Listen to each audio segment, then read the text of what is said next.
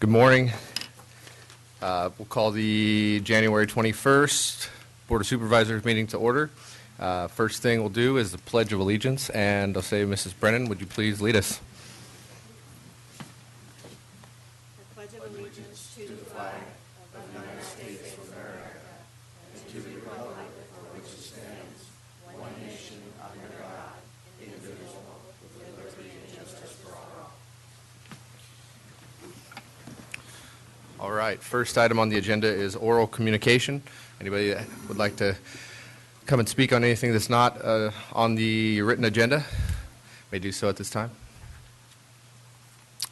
Seeing none, let's move on to the consent calendar. Clerk, could you please read that?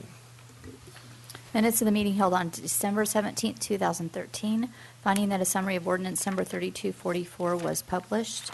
As the Air Pollution Control District, adopting a resolution authorizing the Tuolumne County Air Pollution Control District to participate in the Carl Moyer Memorial Air Quality Standard Attainment Program for fiscal year 2013-14 with the California Air Resources Board.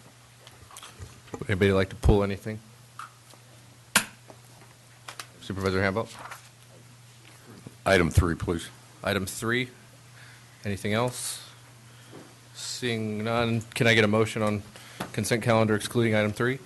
I move we approve the consent calendar. All right. Exclusion of item 3. I have a motion by Second. Supervisor Gray, second by Supervisor Rotifer. Any discussion? Any public comment?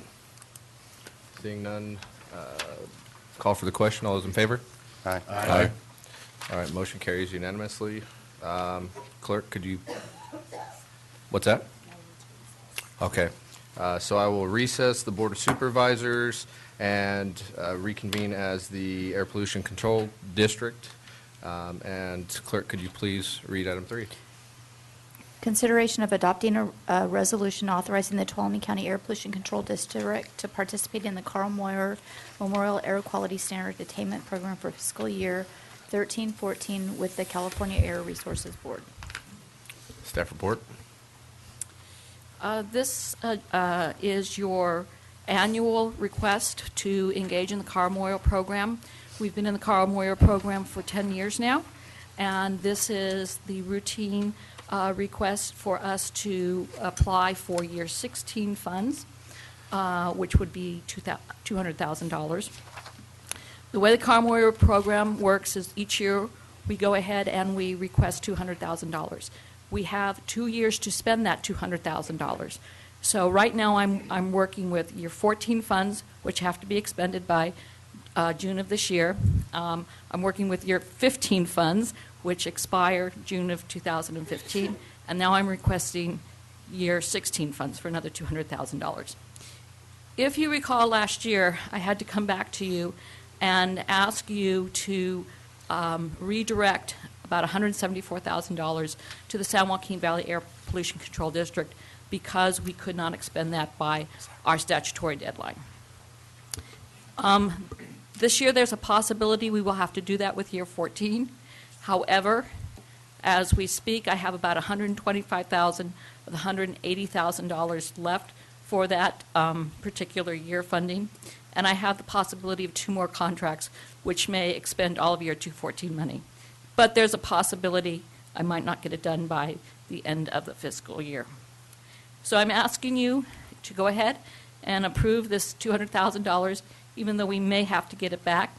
The reason being, as you know, we have just been working with ARB, who is hoping to relax the truck and bus rule. If that happens, many of our people may be able to meet new criteria, which means I would have that money to go ahead and provide projects. I won't know whether or not those regulations are going to be relaxed until April 24th. I have to have this in by January 31st, so I'm asking that you go ahead and approve it. I'll move approval. Second. Any public comment? All right, seeing none, I will call for the question. All those in favor signify by saying aye. Aye. Opposed? Motion carries unanimously. Thank you.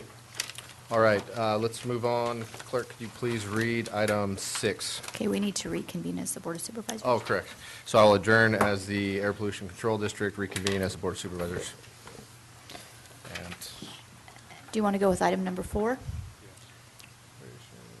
oh, right. Consideration of approving a certificate of recognition for Jeff Eller for his 5.5 years of service as the President and CEO of the Sonora Regional Medical Center and his commitment to the medical needs of our community. All right, Mr. thank you.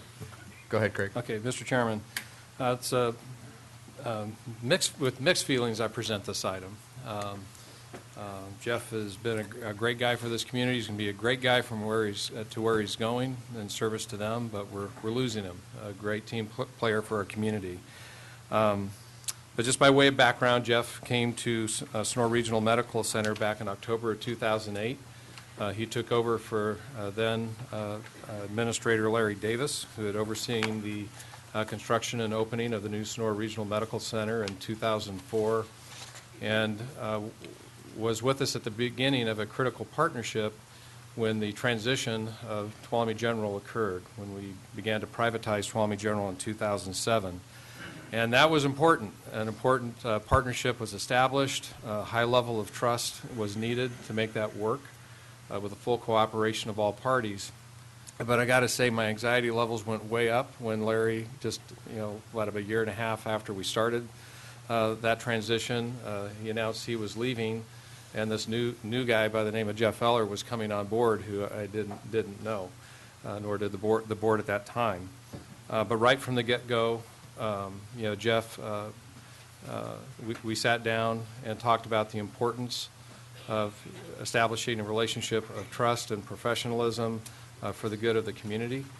And he has stepped up and really maintained the intent and the needs of that relationship, from day one.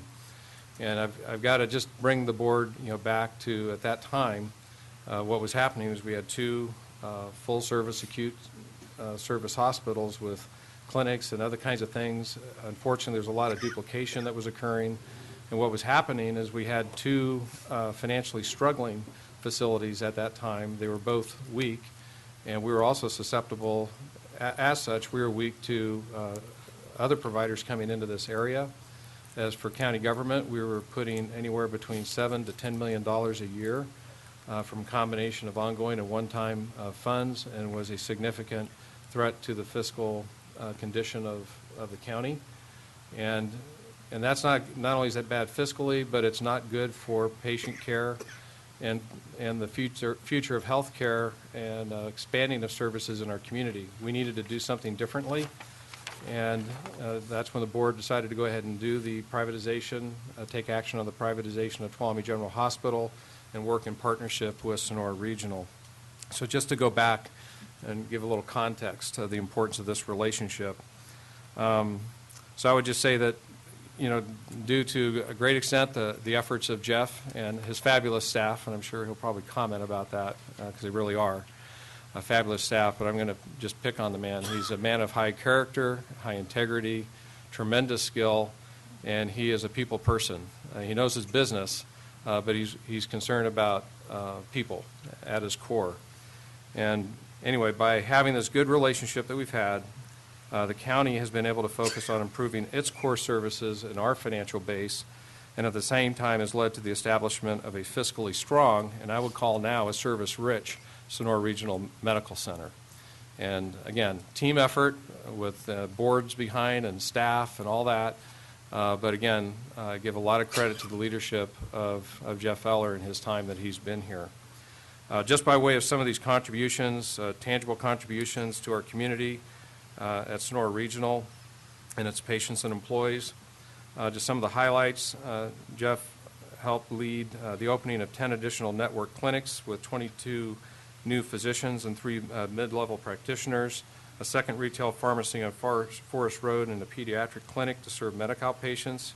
He's helped add hospice services, acquired an ambulatory surgical center, invested in the latest imaging technology, opened the Live Well, Be Well Center, established the Center for Joint Replacement and Women's Breast Health Center in Sonora, expanded services in Calaveras with the opening of the Angels Camp Prompt Care, Angels Camp Physical Therapy, Angels Camp Orthopedics, successfully turned around the financial position of the hospital, acquired the property adjacent to the medical center with plans to construct a 65,000 square foot medical pavilion to meet the community's growing healthcare needs, and significantly improve the quality core measure results, as Sonora Regional Medical was recognized as one of the nation's top performers on key quality measures by the Joint Commission, earning a spot among the top 18% of hospitals nationwide. The National Resource Corporation recognized SRMC with an award for performance in the value-based purchasing program, and patient, physician, and employee satisfaction scores have improved significantly. And I'd like to say, much like this board has never been more mission-driven and purposeful in what we do since Jeff came on board, I can say, from my observations of many years, Sonora Regional has never been more purpose-driven, mission-oriented, and targeted in what they do. So, Mr. Chairman, normally don't go this, talk this much about an individual, but this man has done a fabulous job. He came in at a time that was critical in our history, and his efforts, along with the partnership that we've been able to build, has really made that that vision of one strong medical care facility happen in Tuolumne County. And again, making us fiscally strong, helping us focus on our core services, making sure Sonora Regional is fiscally strong and service-rich. And with that, I would recommend that your board approve the attached certificate of recognition honoring Jeff Eller for his 5.5 years with Sonora Regional. Thank you, Craig. Is there any board comments? Yeah, I'd like to congratulate Jeff on clearly a promotion, well-deserved. You will be missed. You've been a really great community citizen, a good leader in our community, good business leader, and you will be missed. We're disappointed that we have to lose you, but on the other hand, we're wishing you well in everything that comes forth. And whoever takes your place is going to have a tough job to follow. You've done a great job. We really appreciate it. And with that, I'd like to move approval. Any other comments? Yes, just a short one. Haven't had a lot of time with Jeff, but the little bit I've had has been real positive. But one comment I'd like to make is that he's a good-looking guy. Really is, except in his gym clothes. When you see him at the fitness center, I would suggest you do just a little bit more heavyweight training, just bulk up a little bit, Jeff, at your next visit. But seriously, it's been great to know you, and good luck on your future endeavors. Thank you. Carl? Maybe a little facial hair would help him. What do you think, John? Again, a great job. You've been good for the community. You put the hospital on a great medical center on a great course. I'm looking forward to it continuing on that course, and if anything, standing on the accelerator a little bit in the future. And congratulations to you on your clearly what is a promotion, and best luck in the future as well. And I'll second the motion. Any other comments? They've said it all. All right. And I'll just say a quick word. It's been a pleasure working with you, Jeff. I've been on the Hospital Civic Advisory Board over the last few years, so I've got to see firsthand Jeff in action, and his ability to lead a team, put a team together is he's one of the best, and I wish you luck as well. You'll be missed.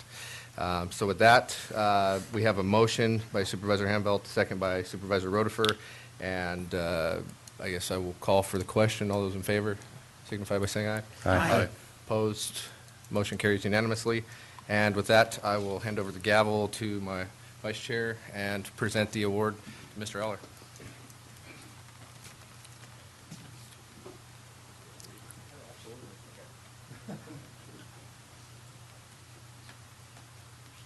Thank you. And so I will read this here. It says, Jeff Eller has played an integral role in a unique partnership between the County of Tuolumne and Sonora Regional Medical Center related to the phased privatization of Tuolumne General Hospital.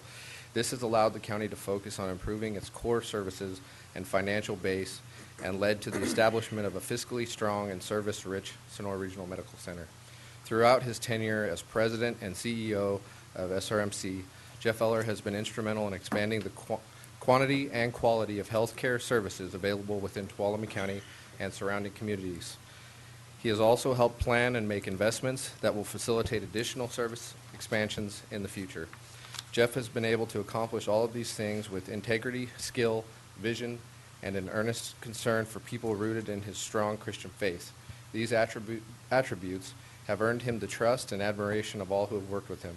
Therefore, on behalf of the residents of Tuolumne County, the Board of Supervisors hereby recognizes Jeff Eller for his 5.5 years of service as President and CEO of SRMC and his commitment to the medical needs of our community.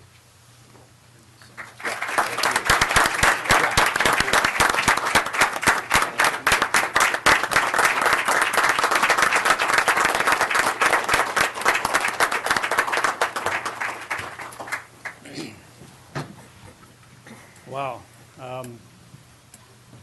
Usually when I come to this podium, I'm supposed to introduce myself, but on Supervisor Royce and the Board of Supervisors, thank you so much for this recognition. Certainly, this really doesn't happen without a team of dedicated healthcare givers. And so first of all, it's because of them that we're able to achieve any of the successes that we have over the last 5.5 years. I was reminded of that when we were having the rim fire this year, and we had dedicated employees coming to work every day with their belongings in the back of their car because they were in an evacuation area. Our medical staff, our physicians, we couldn't do what we do in this community caring for our residents without a really dedicated medical staff. And so really a lot of our success goes to them as well. Then we have volunteers that come to our hospital every day that give their time to our community by volunteering in our organization. And then I can honestly say that our ability to cooperate with the county has been really rewarding. To have a quarterly meeting with your management team, Craig Pedro, at the hospital, where we sit down and we vision together, we talk about the needs together. His staff, Ann Conley, has been tremendous, really gives great solid input, and represents the county just terrifically. Dr. Stolp, having him, partnering with him as a physician and health leader in our community is excellent as well. So it definitely is with mixed emotions that I take on a different role with Adventist Health. I will always look on these years in Sonora and Tuolumne County with great fondness and reward. And so, once again, just on behalf of Sonora Regional Medical Center, I appreciate this recognition. Thank you.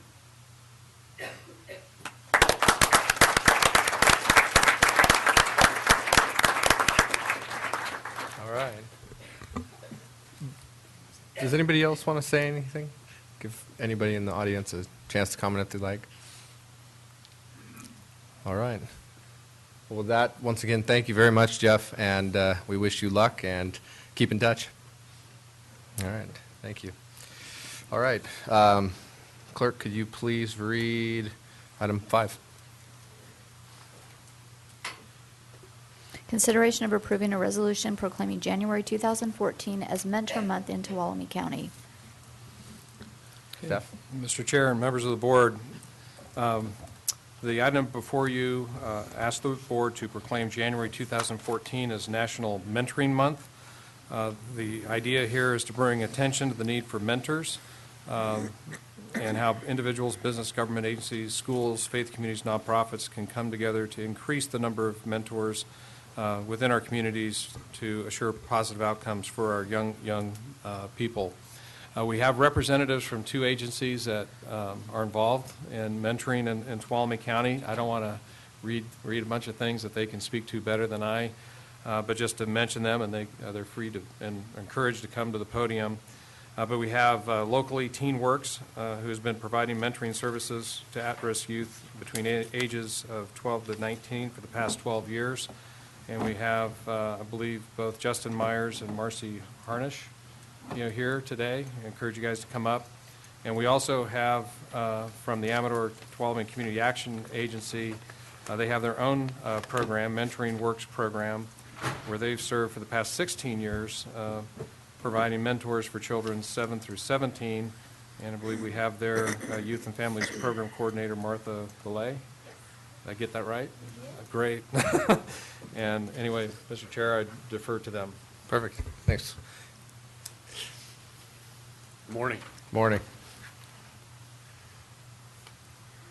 I don't know if the board has any specific questions, but this is just a really neat time for both the organizations here, and I won't speak too much on behalf of Mentoring Works, but I am the current executive director of Teen Works, and that transition will be handed over here very shortly, beginning February, to Marcy Harnish. But as I said, it's an exciting time for us because in the past several years, at a federal level, the president's always acknowledged January as National Mentoring Month. And specifically this year, we decided to reach out to our local community and our local leaders, specifically the Board of Supervisors, just to get support and to get the rest, sorry, I misspoke there, get the recognition of what our organizations do and the impact they have, not only on the children, but on the community as a whole. And with that said, one of our biggest struggles for our organization is the recruitment of mentors. But what we strive to do is get volunteer mentors in the community. Our specific organization is a faith-based organization. We recruit them from various churches in the community. From there, we provide the mentors that offer one-on-one relationship with at-risk teens specifically. Some of the current organizations we're getting youth from are the County Probation Department, the County Social Services Department, the Cal Safe program, which is the pregnant minors program in the county, and then various public schools in the county. So we have a wide area where we get referrals from. And from there, our goal is to provide the youth with a friend, guidance, hope, and encouragement that oftentimes these kids just don't have in the homes that they're raised up in or the circumstances that they're in. So we're just excited to be here today and hopefully to get the recognition and the resolution from the Board of Supervisors today. And with that said, if the board has any specific questions regarding Teen Works, I can answer those. Otherwise, I'd turn the mic over to Martha from Mentoring Works, the other organization. Thank you. Thank you. Good to be with you this morning. And yes, I'm from Mentoring Works through ATCA. And as mentioned, we've been in the county for about 17 years. Our group of young people that we reach out to starts at 7. So we offer mentor matches with young people from 7 years of age through 17. Like Teen Works, we ask for a 1-year commitment and generally tell our mentors that it's about a 1 to 2 hour per week commitment.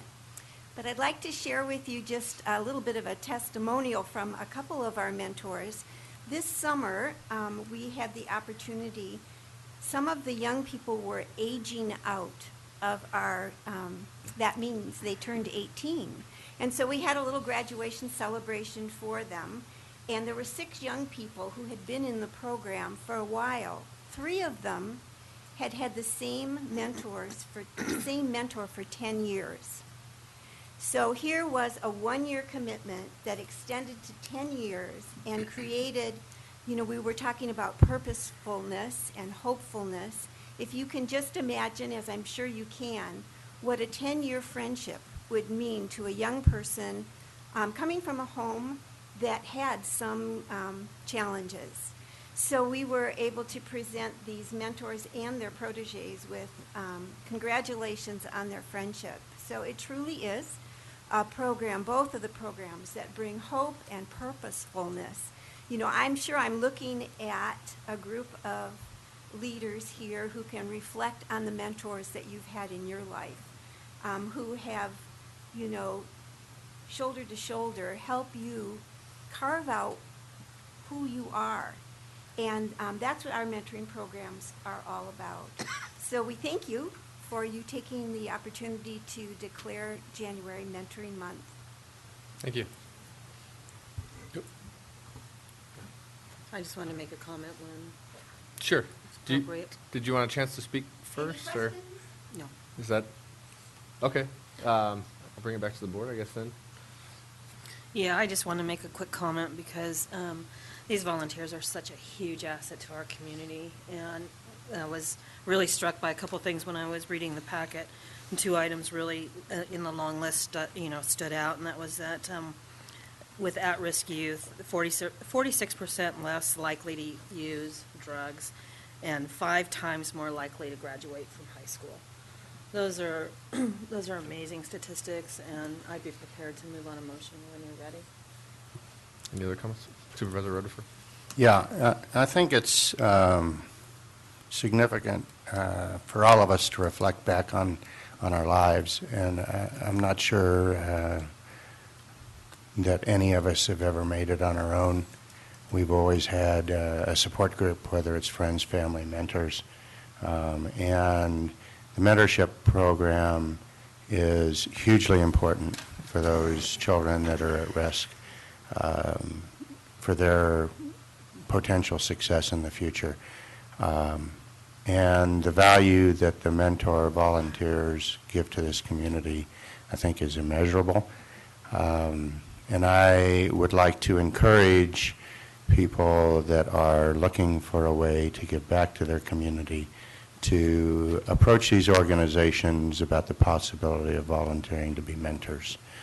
It's a very, very important program. Thank you. Thanks.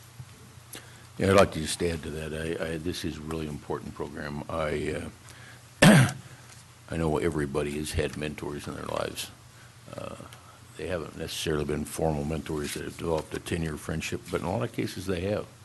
And they've been people who made a difference in your life, taught you things you didn't know, taught you things you needed to know, life lessons. Sure, your parents are supposed to be doing all that, but even when you've got a good family situation, there are people that have made a difference. And we all need to be aware of the impacts of what we do on other people. In my case, I had mentors and tour mentors, but they were all good. They made a difference, and some of them were like coaches in sports, athletic teams, and some were teachers. And I really believe that people that make a positive difference in other people's lives are a real blessing. So I'd like to just add a thanks to those people that volunteer in your programs. It's an important task they take on, and I thank you for being leaders in that area. All right. Just, I think you all covered everything well. I just want to add a little bit from a personal perspective, and you mentioned, we all had mentors, and I wouldn't be sitting here today if I didn't have some really good mentors along the way that did explain to me what was right and what was wrong, and I think about them all the time. So keep up the good work. Thank you. Thank you, guys. Thanks for bringing this forward today. And Motion, Ms. so Brendan? yeah, I'd like to move that we approve the resolution proclaiming January 2014 as National Mentoring Month in Tuolumne County. Second. All right. Is there any public comment?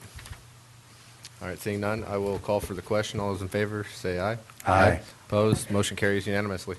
Thank you. All right.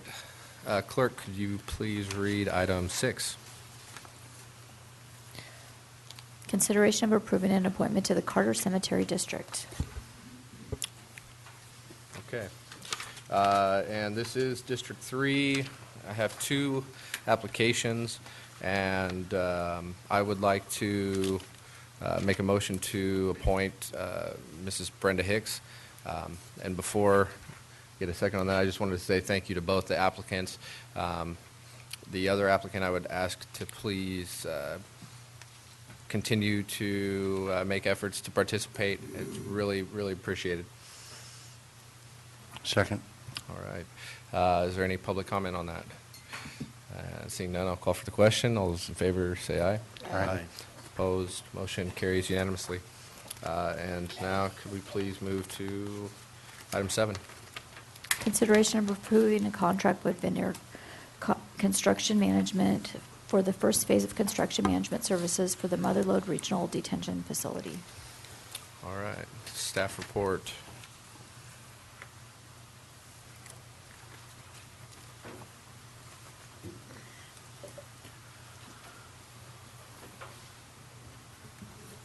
Good morning. Maureen Frank, Deputy County Administrator.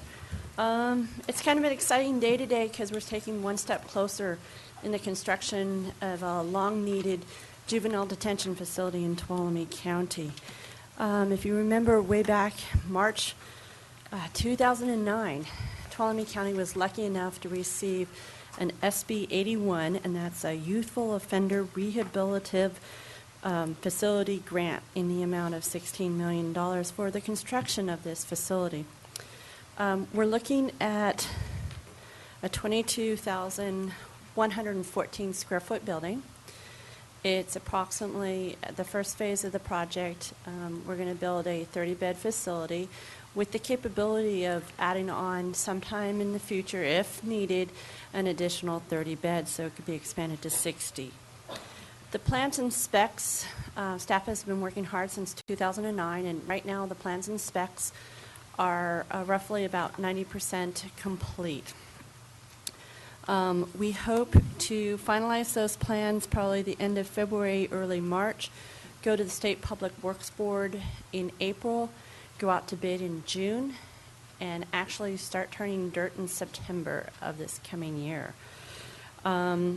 At this time, staff really felt it was time to really bring on a construction management firm to be our advocate, our ears, our voice out there day to day in to make sure this project goes as planned. For that, we submitted a request for qualifications out there to the public. And specifically, the firm that we wanted to hire, the thing that we were looking for in a firm to be our advocate was someone that had extensive background in building detention facilities, and one that had experience dealing with, or I shouldn't say dealing with, at times it feels that way, working with the Board of State Community Corrections. So that was our goal in looking for someone. We divided up the workload really into 2 phases. The first phase is really the development and construction document management side of this project. And we're looking at someone, to be a little more specific. To give you an idea, this document right here is just volume 2 of just the technical specs for this facility. Building a detention facility is much more intricate, much more involved, much more detailed orientated. You cannot get it wrong. It needs to be right from the get-go. So the first thing that I'm going to be asking a construction management services firm to do is go through the plans and specs. Make sure the schedules are correct. Make sure that the schedules match up with the design that's being called for in the plans. Make sure that there's a review of the plans for constructability. Making sure when those plans hit the streets and contractors are looking at it, that it's clear to them what we're asking for, what the quantities are, what products we're looking for, those kinds of items. I'm asking a construction management firm to go through and look at the materials that the architect is calling out for. Are they the best ones that are used out there are they the best practices? Are they the ones that we should be having for our area or for the program that we've developed? Are they the most cost-effective ones? Making sure that the architect hasn't called out for 100 linear feet when we only need 50. So making sure that we have the plans the best we can. Both for an operational standpoint, one of the things that we hear, it's not just building a building and, yeah, it looks great, but is it going to be operationally efficient? Sometimes we hear buildings that have 14 different light bulbs. How inefficient is that when you talk about the maintenance and long-term upkeep of the building? And what kind of stress is that going to be on the facilities management of the house after it's done? I also want a construction management firm to really help out with the bidding process. This is a unique facility. We really want to be aggressive out there to be able to get the best prices. Yes, we received a $16 million grant, but we are, and we pride ourselves on being good stewards of the money that we receive. And that's one of the jobs, is to really go after and make sure the contractors up and down the state know about this project, understand this project, and come in and bid it.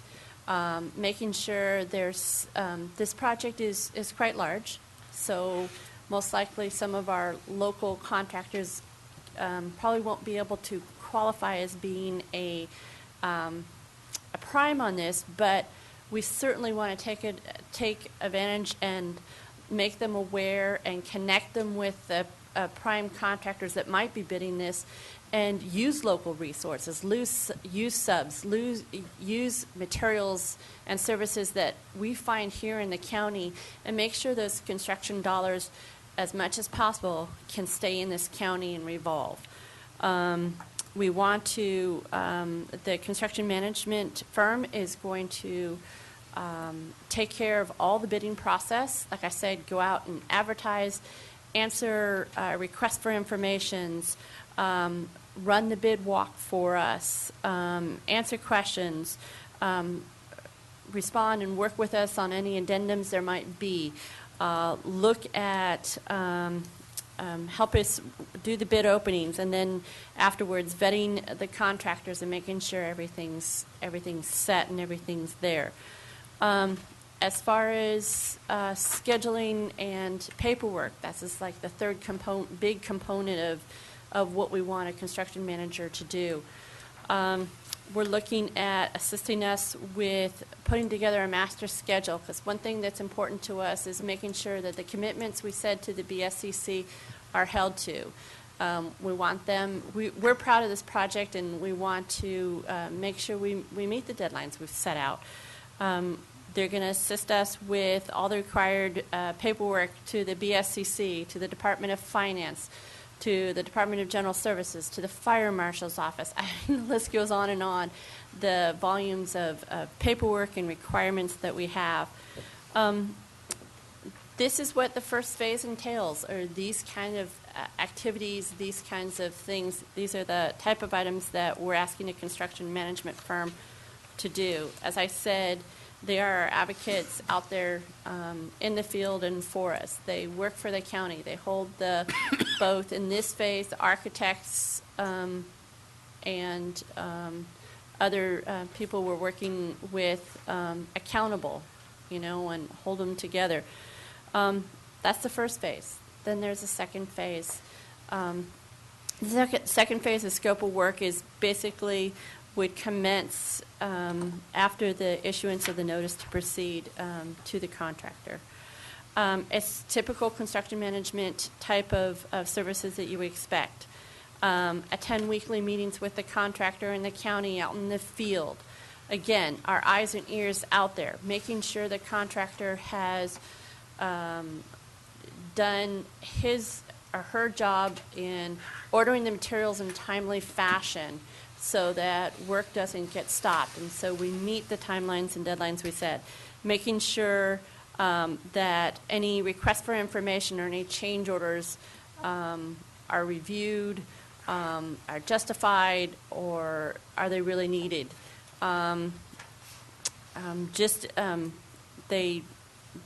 They look at any contract submittals, they look at payments, they look and oversee and make sure we have the right inspectors and testing people on site, and they're doing their jobs that we've hired them to do. Quality assurance, making sure the project's being done to the standards we've set forth in this project, and that the work site is safe, and making sure that we have everything that we need to do. So in a nutshell, I know I went pretty fast, that's phase one and phase two of the project. Before you today is just an agreement or a contract with a firm for just doing phase 1 of the project. Okay, so we're looking at all the activities that would lead up to where we have the plans right now at 90% to the time that we award the bid. So getting back to the RFQ that was submitted. We received, at close of bid, we received five various proposals. We had a review team consisting of Ed Ho, your facilities manager, and Doug Oliver, your building official, and myself, reviewing them and going through the proposals that we received. And we based the rankings on the following 4 categories. They were experience and qualifications of the firm, experience and qualifications of the proposed staff, understanding of the project that we had laid out before them, and applicable resources available for the project. It's very important that not only did they have the right staff, but they were available to get this done in a timely manner and be responsive to our project needs. For all of those qualifications that we were looking at, we felt, and the proposals we received, that we felt that Banner Construction Management best exemplified the things that we were looking for. And again, we really wanted to hone in on a firm that had the experience building detention facilities. It's a very different ballgame than construction of just an office building. And somebody that really had experience with BSCC grant paperwork and all the requirements that come with that, because it can be quite extensive. So today, before you is consideration of just a phase 1 contract for the scope of work that you have in your Exhibit A, and the items that I mentioned are typical of what a construction management firm will do for us as far as that. And I have with me Jim Aboitis and Steve Whitehead here from Banner Construction Management. Also Adele Arnold's in the audience. If you have any questions of any of us in regards to this project. Yeah, let me just add to this. In talking with some members of the board, it was suggested it was a little confusing how the scope of work was addressed in the contract by attaching the entire proposal, which addresses both phase 1 and phase 2 of the agreement. So what staff would recommend is that your board approve the contract subject to a revision of the attachments, so they focus solely on the phase 1 duties, cost, and schedule. And we wouldn't be creating anything new. We would just be extracting it out of the proposal so it's crystal clear, just focusing on phase 1. Phase 2, it's good for perspective. You know what's coming up, but that's not what we're contracting for today. Good. Yeah, just a couple quick questions.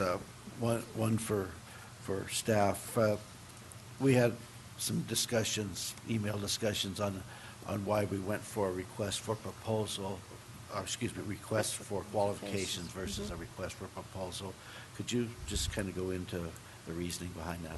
Sure. Under the government code, we're required to, for certain services, architectural firms, construction management firms, to do a request for qualifications versus a request for proposal. And a request for qualifications, to just differentiate between the two. For qualifications, you are not allowed in that proposal to ask for a number up front, a cost for the services. What you do is you're supposed to select the best qualified firm based on what you have written in the request for qualifications, and then after that fact, then negotiate with your top firm as far as the price. If the county and that firm cannot agree on a price, then you go to your second highest firm and negotiate a price with them.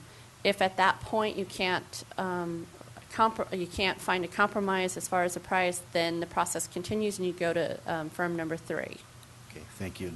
Just one other question, and this is for Veneer. Very impressive portfolio. You guys have tons of experience. Basic question I have, of all those projects as you've done, how successful have you been in bringing them in on time and within budget? Mr. Chair, members of the board, my name is Jim Aboitis, and I can say that we've brought all of our projects in on time and under budget. We strive for that. That's the mission. We do whatever it takes to do that. We have the staff resources available. We have in our firm approximately 320 people. Of those, about 189 people have justice experience doing this type of work. So we have people that we can back up in case anybody is ill or falls, can't proceed with the project, to finish the project on time. And we're ahead of the game. We try to look at this project way in advance. We've already met with the state. We know exactly the state of where your project is, what has to be done, and when it has to be done. These are lease revenue bonds that we're dealing with here, so they have a lot of protocol and a lot of state response that has to be completed prior to even going out to bid. So yes, I can say that Vanner has a good reputation. We've given you references. All those references will back up the fact that we've finished our projects on time and within budget. All right, thank you. Just got a question of Mo. What's involved in the transition from Phase 1 to Phase 2? Do we stay with Vanner and proceed, or It's is at your board's pleasure, because right now, all we're doing, as we've talked about, is a Phase 1 contract. We have a price for Phase 2 portion of the work, but what would transpire is ability to see Vanner in action in Phase 1, look at their abilities, look at how we feel with them, seeing how it's progressing. If we're happy with what's going on, then the county staff will come back to your board and present you with a contract for Phase 2. If we're not happy, we'll go back out to bid and see what we can find out there for the second phase. Thank you. All right, at this time, I'll call for public comment.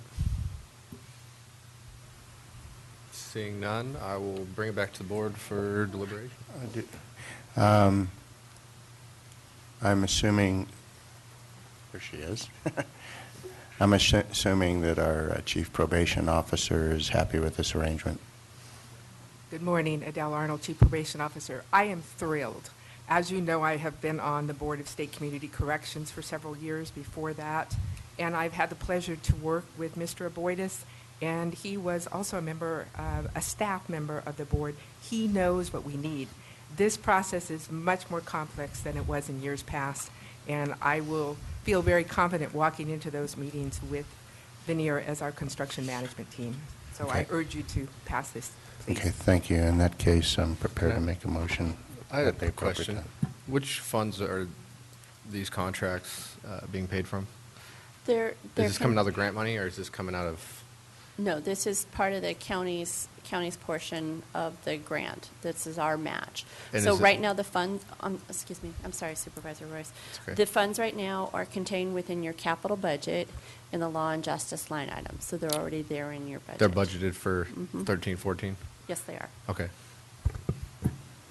I will move on the staff recommendation to approve the contract with, is it Veneer or Vanner? Vanner, Vanner. with Vanner, for the management of the construction project for Phase 1 for the youth detention facility. Second. Mr. Chair, just for clarification, that's subject to the revisions to focus the attachments. Yeah, absolutely. All right.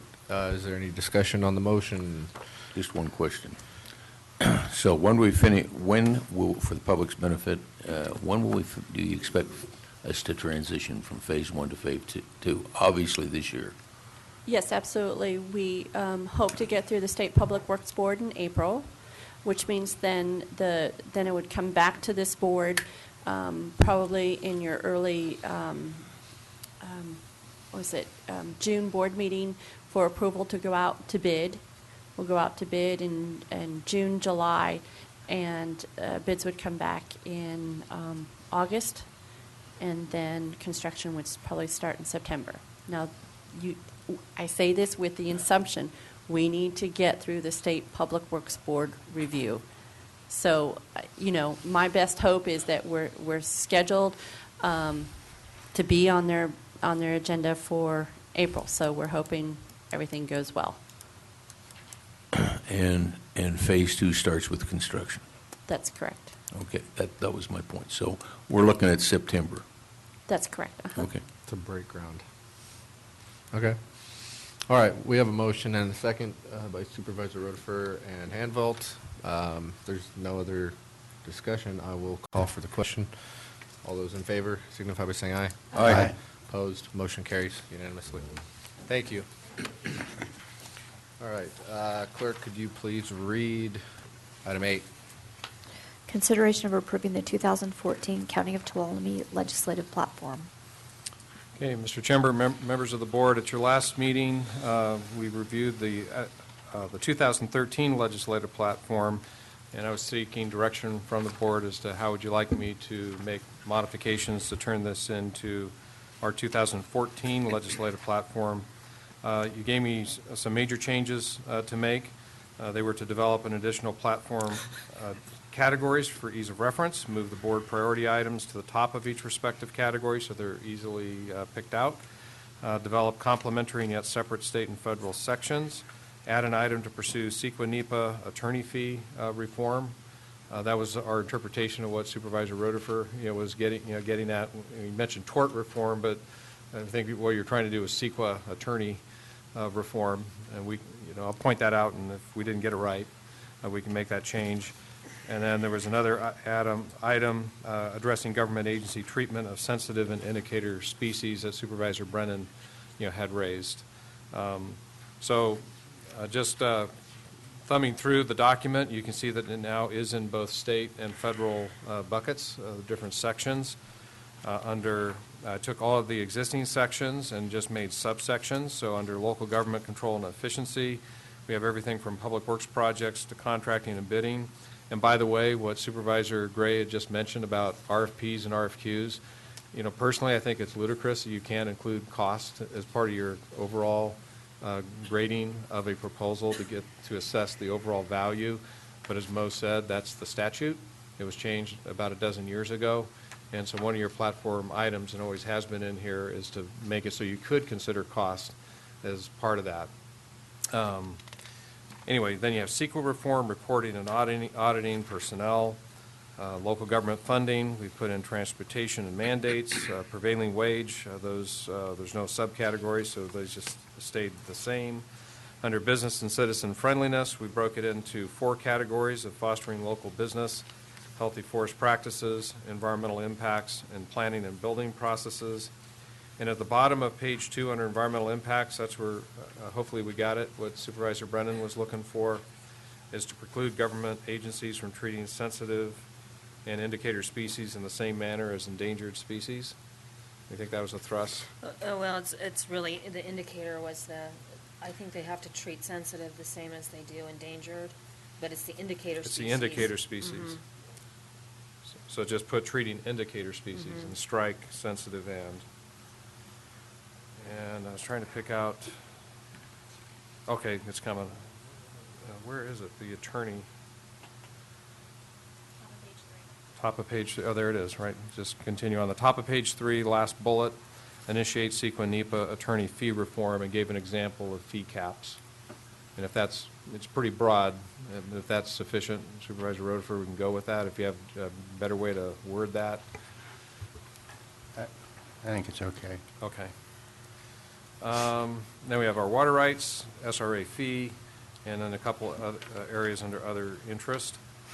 We left the delineator of 3 asterisks as your highest priorities, and as requested, we moved those to the top of each category.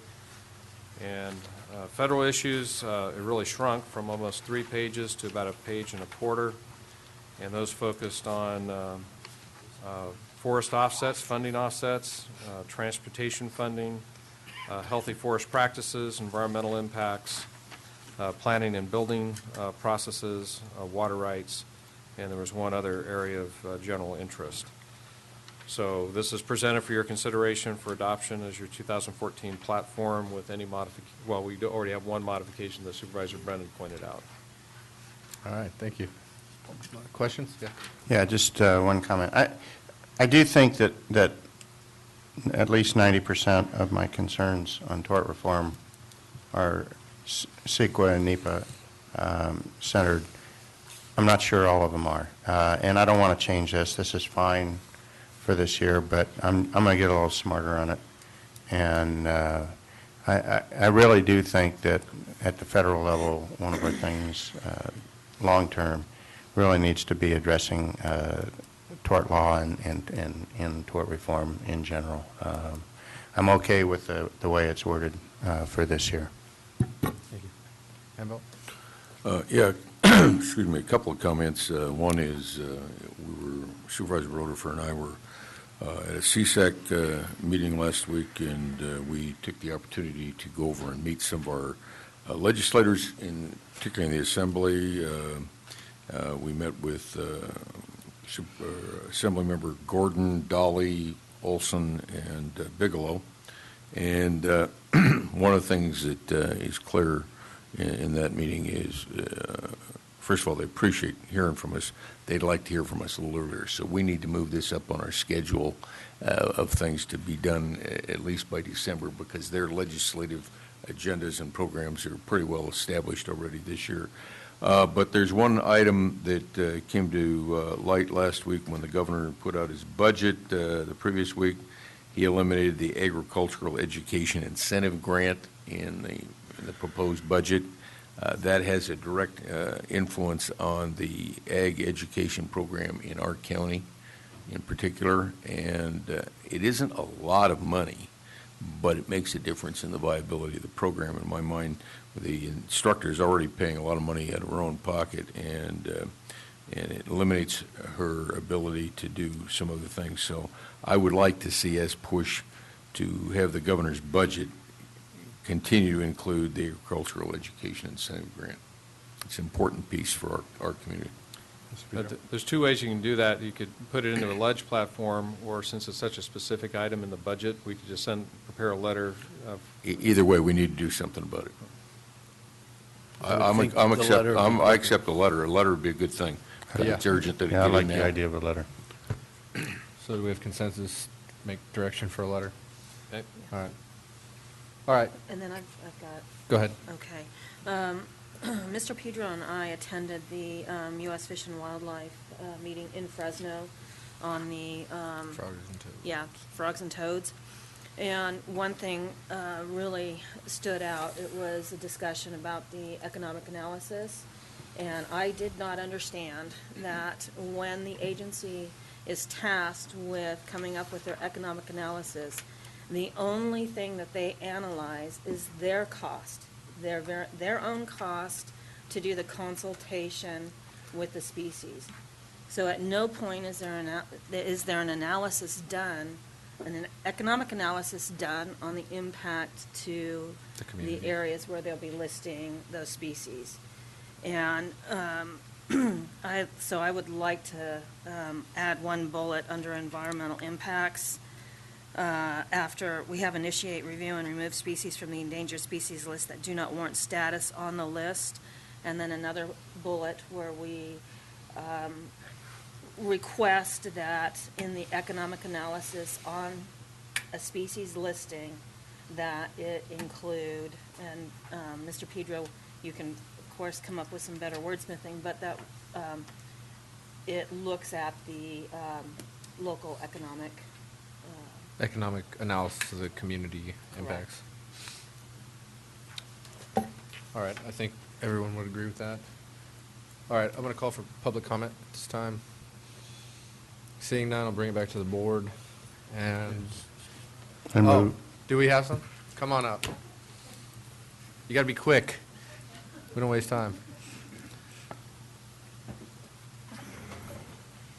Good morning to the Board of Supervisors. My name is Kathy Fasola. And yes, I very strongly agree with Supervisor Brennan's request. I when I heard something on the radio about it, and Forest Service made no attempt at any sort of information about the economic result that it would have on our community, I strongly ask that you would go ahead forward with this. Thank you. Thank you. Any other public comment? All right, bring it back to the board. Yeah, I'd like to move to adopt the legislative platform, both state and federal, for 2014, subject to the additions and corrections that were made by the board. Second. All right, we have a motion by Rotifer, second by Gray. Any other comments? Seeing none, I'll call for the question. All those in favor, say aye. Aye. Aye. Opposed, motion carries unanimously. Thank you. Let's see. Clerk, could you please read item 9? Consideration of approving correspondence seeking additional program and facility faculty funding related to the AB 109. All right, staff report. Okay, Mr. Chairman, members of the board, this is something I brought up under reports at the last meeting, and have included formally a letter from the Chief Executive Officer of Los Angeles County that encourages all California counties to join together in requesting an increase in state funding to allow better management, treatment, and appropriate housing of AB 109 clients. I do have some things just to point out in the memo that in the governor's proposal there is $500 million additional funding for capital for AB 109 related impacts in part.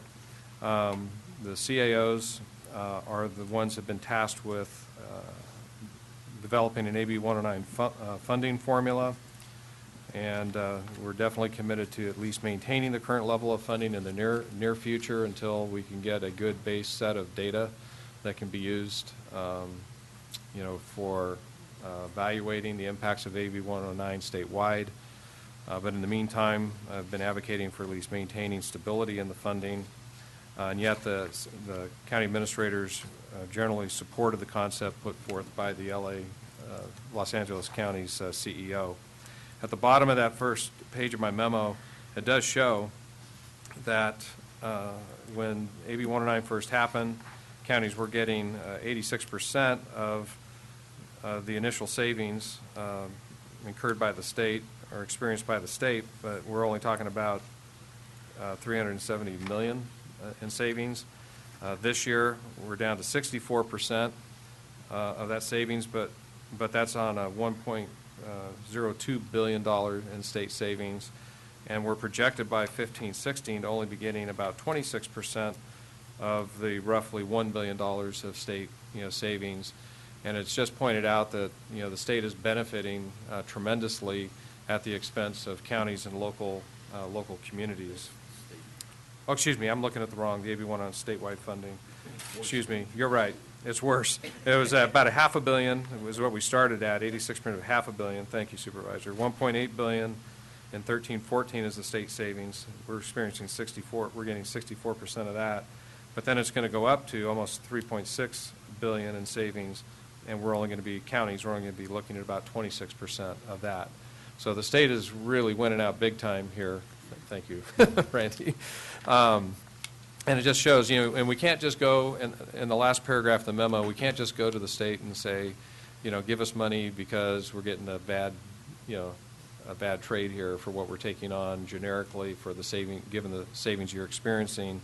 But if your board wants to pursue a letter supporting what the CEO of LA County has suggested, I mentioned at our department head meetings with our law and justice partners that they really will need to do some work in developing statistics where we can demonstrate the negative impacts here in Tuolumne County, and then we would incorporate that into a letter that would come back to this board, for formal approval. So this is just, is this something you want to pursue? And if so, staff's going to have to develop the statistics to support it, and that letter would come back to this board for approval to send on. All right, questions? Just a comment. It seems to me that with the advent of the implementation of AB 109, and we've been at it a couple of years now. I'm not sure we have seen the equilibrium, if you will, of those impacts.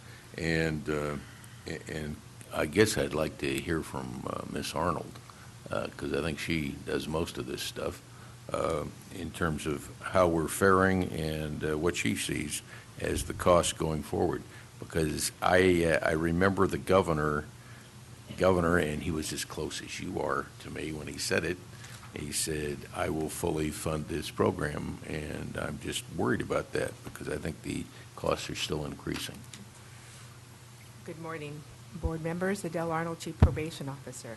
Although I don't have data in front of me today, we certainly will be happy to work with the CEO's office to gather that. I can tell you that the governor's office continues to be committed to providing more support to probation and to criminal justice. Is the money equitable? Can we use more? Certainly, certainly.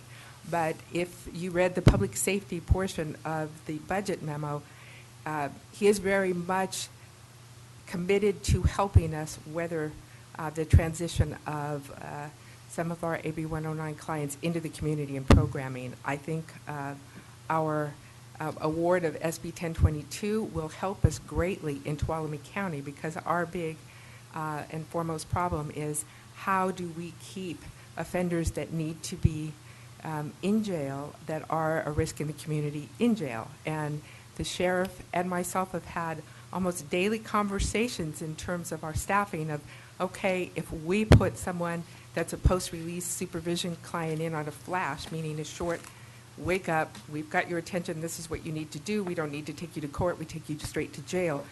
You need to keep them there. Because the population has been so high, we're negotiating to bring one out the back door because there is not a lot of room. So with the construction down the road of a new jail, more programs being built, we will do a better job. But I have to tell you, the services that we've put in place in Tuolumne County have been beneficial. We have seen some good outcomes. There are many, many, many more things that need to be done, and we're trying to work, and myself as a small county representative on the BSCC board with the governor's office, to bring some services that we can't provide for some special populations in our county, like sex offender treatment, more residential substance abuse housing here. We don't have those services, and we desperately need them. So working with the governor's office and CDCR, we are trying to bridge those gaps and help to bring some of that money down to the local level. And I am in those conversations with CDCR right now about sex offender treatment. So it's promising. Desperately do need to support this letter, because there needs to be more money coming to the locals so that we can do more projects. Thank you.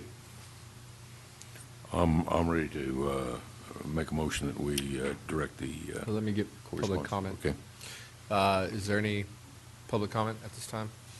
There we go. Is it public? He's not public, he's the sheriff. That's part of public. Thank you. Go ahead. Mr. Chair, members of the board, Jim Ely, Sheriff Coroner.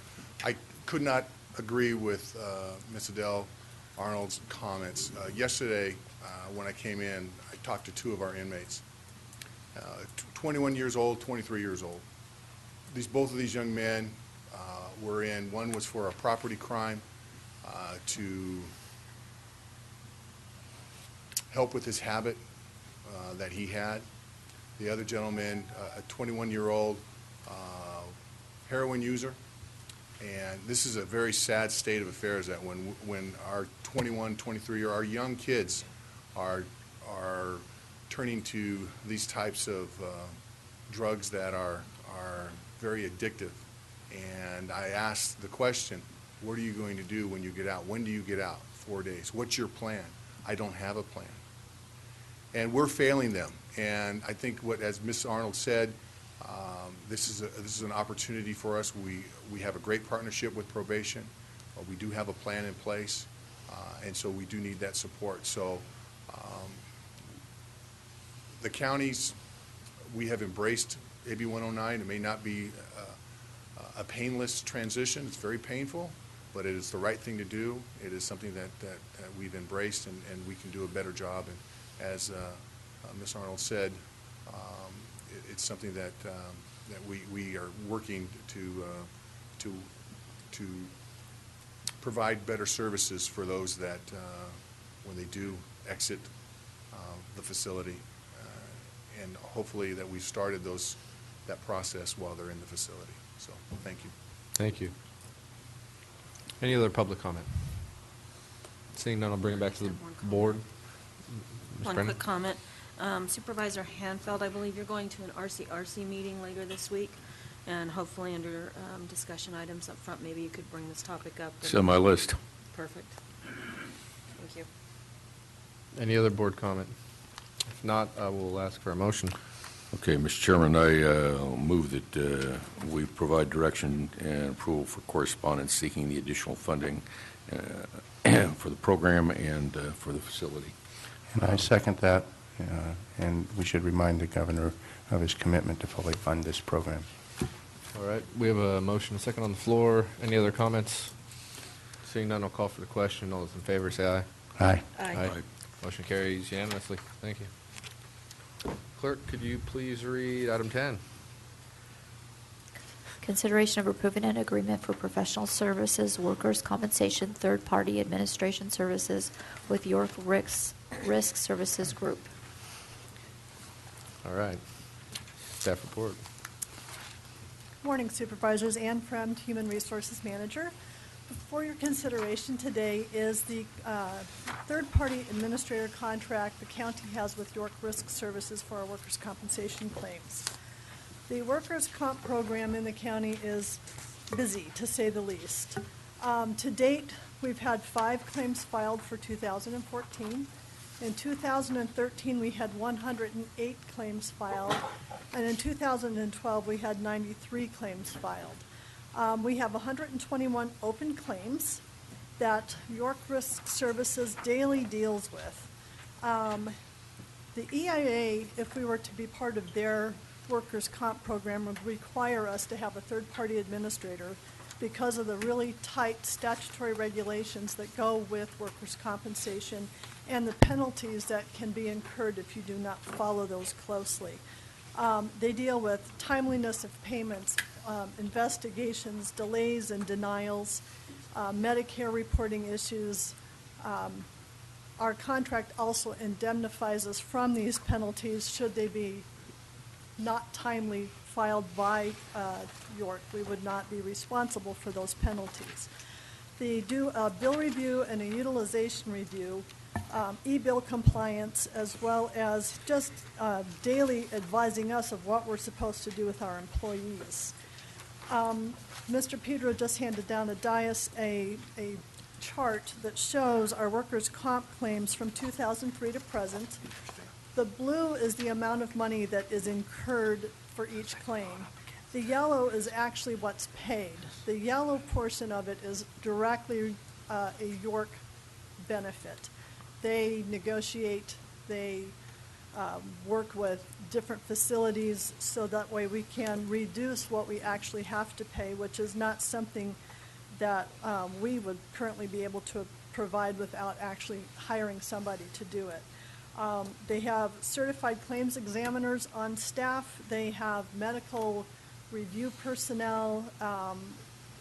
The service that's available to our employees is second to none. Our adjuster that we have assigned to us makes personal contact with every single employee that files a workers' comp claim and walks them through the process, handholds, and does whatever it is. Today, as a matter of fact, she's here in Sonora meeting with an employee who has a very difficult and serious claim and is just struggling with trying to understand the process and the outcome of his claim. So I can't say enough about the services York gives. It's recommended that your board approve this 3-year agreement with York Services for the amount of $141,000 per year. All right. Thank you. Any board questions? Seeing none, do we have any public comment? All right, I'll bring it back to the board. Do I have a motion? Mr. Chairman, I move we approve the professional service workers' compensation third-party administrator agreement. All right, we have a motion. Do I have a second? I'll second. All right, motion by Gray, second by Brennan. Any comments on the motion? Seeing none, call for the question. All those in favor say aye. Aye. Aye. Opposed? None. Motion carries unanimously. Thank you. Thank you.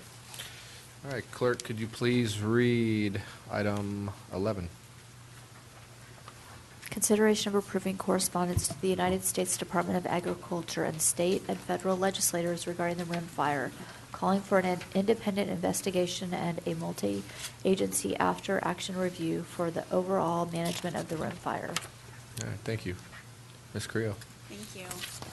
Chairman, members of the board, as you all know, there's been several questions related to the management of the Rim Fire, the cause of the fire, and that's led to the drafting of this letter. The one that was the most recent letter has actually been provided to you all this morning. There should be some in the back for the public to review.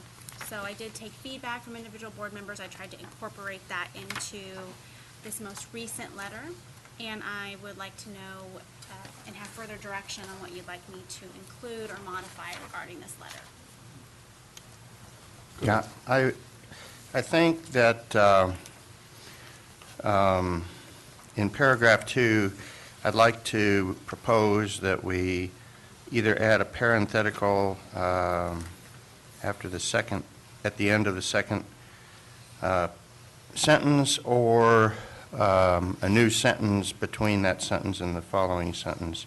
So after the parens, August 17th, August 24th, I really would like to see something that says, with special focus on the United States Forest Service response in the initial 3 days of the fire.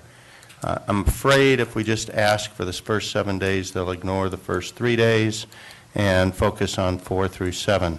And the response, from my perspective of watching it, was significantly different in the first 3 days from days 4 through 7. So I'd kind of like to propose that we add either a parenthetical after that, not necessarily in parens, maybe a comma or a semicolon, but or a new sentence in there.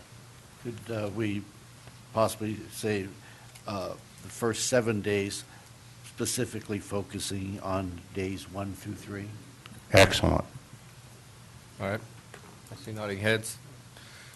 That's good. Any other board questions for staff right now? I'm just including it right now so I get it done for you all. Would you mind reading this just for the benefit of the audience? I know Reading it's a it little out bit loud? long, but just Sure, it is, okay, it is long. skim through real fast. Sure. As you know, this is, sorry, to Dear Secretary Vilsack, as you know, the County of Tuolumne recently endured a major fire disaster known as the Rim Fire. The fire began on August 17th, 2013, and burned approximately 257,314 acres. As a result of this catastrophe, the county has several questions and concerns that remain unanswered. The Board of Supervisors of Tuolumne County consists of the 5 elected representatives of the citizens of this county. We believe it is imperative to ensure those citizens have complete and timely access to the facts surrounding the start of the Rim Fire and the initial response actions taken in the first 7 days of the event, August 17th through the 24th, specifically focusing on days 1 through 3. The incomplete nature and internal consistencies of the information we received to date with respect to both the cause of the fire and those initial days' actions on the part of the Forest Service raises significant concern both among the county supervisors and more significantly within our citizenry as to the accuracy and completeness of the information provided. We take transparency in government seriously, and to that end, we formally request the Department of Agriculture to undertake an investigation independent of the United States Forest Service to determine the cause of the fire and to identify what response actions were taken in the initial 7 days of the Rim Fire. We are also very interested in participating in a review of the efficacy and appropriateness of those actions and analysis given the resulting unprecedented fire behavior and growth regarding how to prevent such a devastating event in the future. There are several reasons for requesting an independent investigation, and some include the fact that no one has been prosecuted for causing the fire. In fact, there are several rumors regarding the cause of the fire. Some individuals are of the opinion the fire was not started by a hunter. Obtaining this information is necessary so we may learn how to prevent such a catastrophe in the future. It is also necessary that our citizens be informed regarding the cause of the fire and to have the record set straight. We additionally request the Department of Agriculture inform the board if someone will be held legally responsible for this disaster. We believe an investigation should include answers to the following questions. 1, what resources were applied to the fire for both air and ground attack? 2, when ground resources were applied, when did that occur? How many individuals or units were deployed, and how were they applied? 3, when and where was retardant used, and how many drops were made? 4, what are the rules and policies that apply to USFS firefighters, and are they different from those such as CAL FIRE, and if so, why? 5, when were other entities such as CAL FIRE asked to participate in the firefight? 6, if CAL FIRE was not asked to assist until the fire reached SRA land, why weren't they asked in earlier? 7, were private industry resources offered to the USFS to assist with a firefight, including bulldozers and trucks? If so, when were they offered? Were they utilized? And if so, when? And was there a point in time when such resources were offered and their use was declined? And if so, when? If an after-action report was completed, we request a copy of it. Further, in an effort to ensure this type of tragedy does not occur again, especially considering USFS resources were limited, at least initially, we are seeking a multi-agency after-action review. We believe this type of review must include the Department of Agriculture, the U.S. Forest Service, CAL FIRE, the county, and any other entity involved in managing the fire. Part of this record should include how fire can safely be used to manage the forest so the amount of fuel in the forest does not remain at such high levels, thereby exacerbating the devastation of forest fires. During the rim fire, this county and its citizens were at a standstill. All efforts focused on the fire and ensuring the citizens were out of harm's way. This fire resulted in local government and citizens putting aside other necessary duties in order to support the efforts of the firefighters. There are many lasting impacts as a result of the fire, and we hope you take this letter seriously and respond in the most expeditious manner possible. Thank you. Thank you. I appreciate you humoring me in reading that. Just one correction came to mind as you're reading it. I think in the last sentence, it should be, there are many lasting. Okay, thank you. Okay.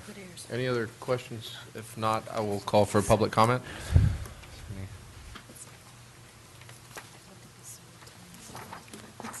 I move to approve the letter as amended and... Not yet. Take after public comment. Oh, I'm sorry. I didn't see you come. Go ahead. Good morning again, Supervisors Board.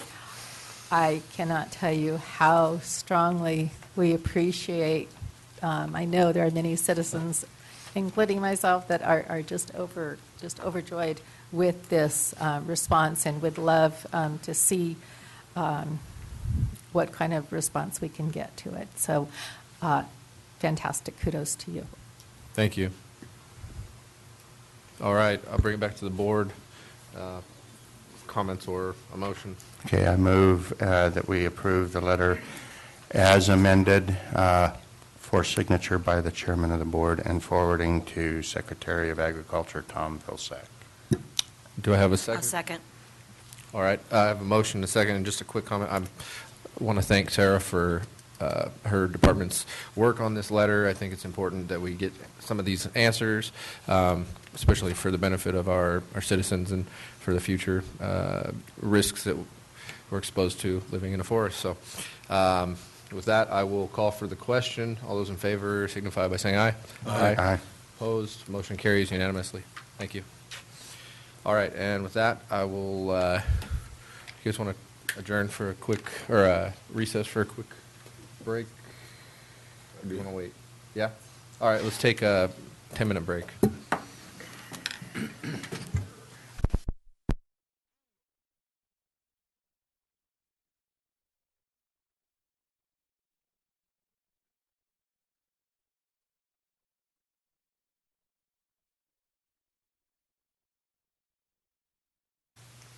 Item 12?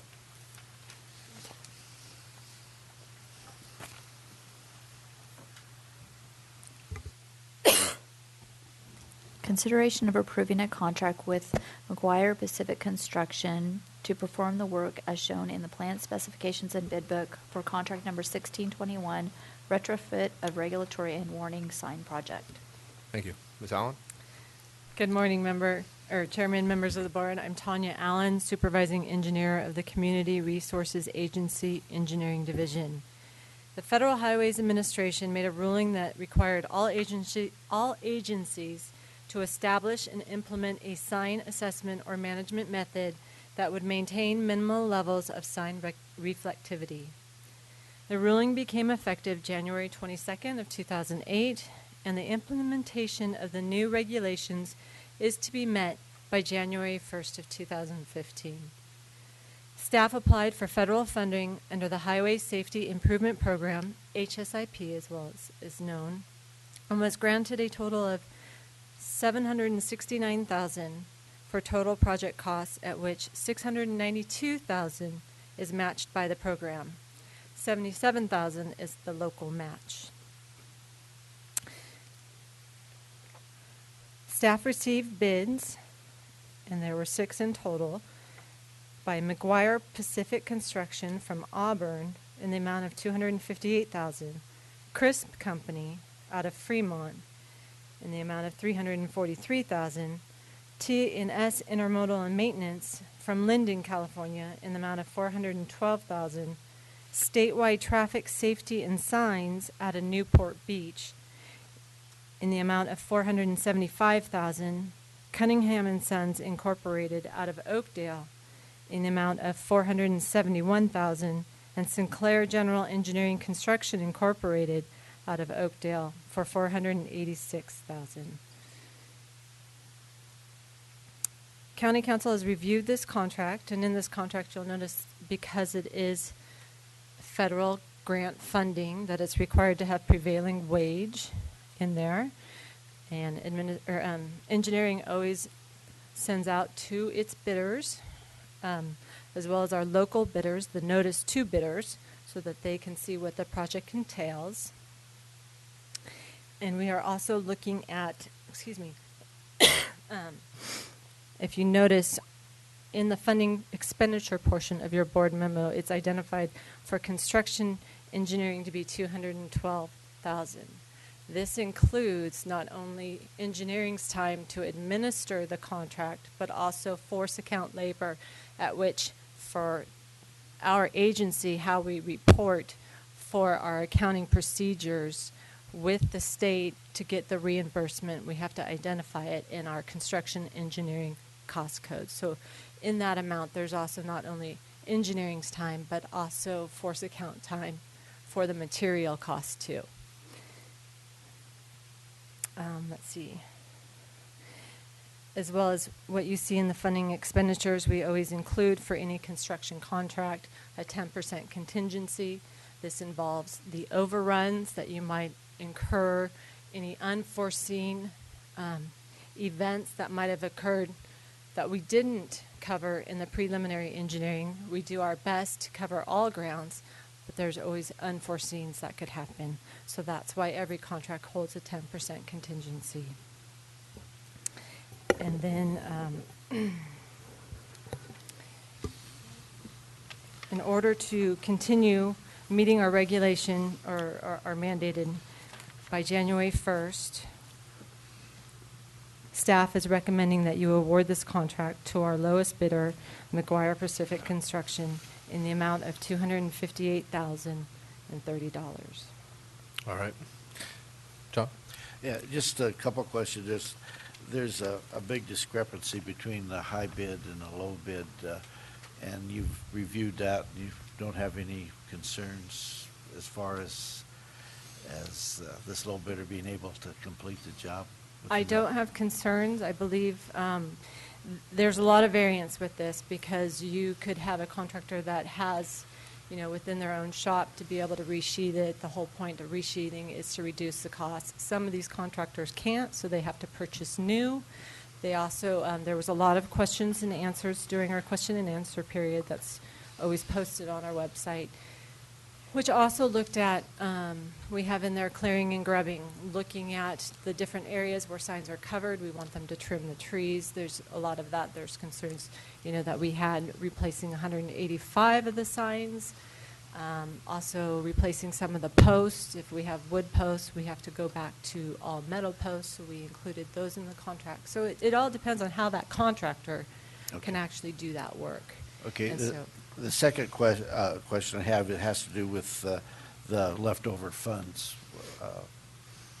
Do we have to return those, or can they be used for another project? So what happens is engineering, as soon as we award the bid, reports back the award package to local assistance. That is our liaison with FHWA.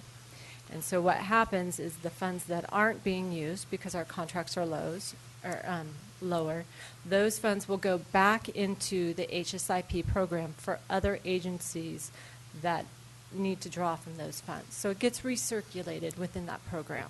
But we would have an ability to apply for those for a specific project? Not in this cycle. Okay. No.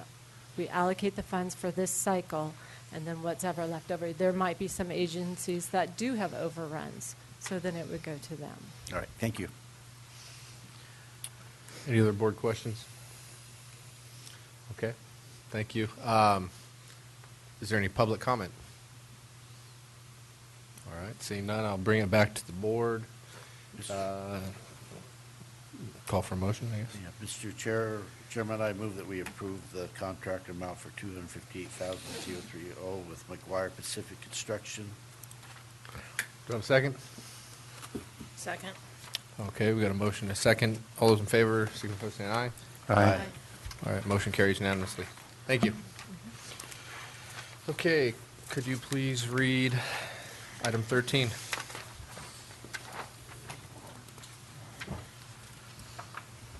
Consideration of referring proposed amendments to the fire protection section of the safety element of the Tuolumne County General Plan to the State Board of Forestry and Fire Protection and local fire agencies, and referring the proposed amendments to the Tuolumne County Planning Commission for recommendations following review by the State Board of Forestry and Fire Protection and local fire agencies.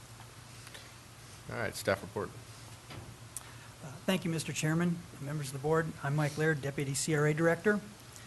The government code requires that upon the next revision of the housing element on or after January 1st of this year, the safety element has to be reviewed and updated as necessary to address the risk of fire for land classified as state responsibility areas and land classified as very high fire hazard severity zones.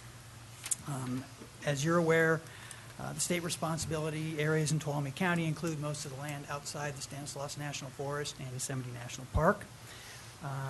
The majority of the privately owned land east of Don Pedro Reservoir, Jamestown, and Columbia is also classified as very high fire hazard severity zone. The housing element has to be updated by June 30th of this year. Therefore, the fire protection section must be updated by June 30th of this year. So in anticipation of this, staff sent the current fire protection section of our safety element to the State Board of Forestry for their review and recommendations as to how we need to amend it to comply with the requirements of the government code.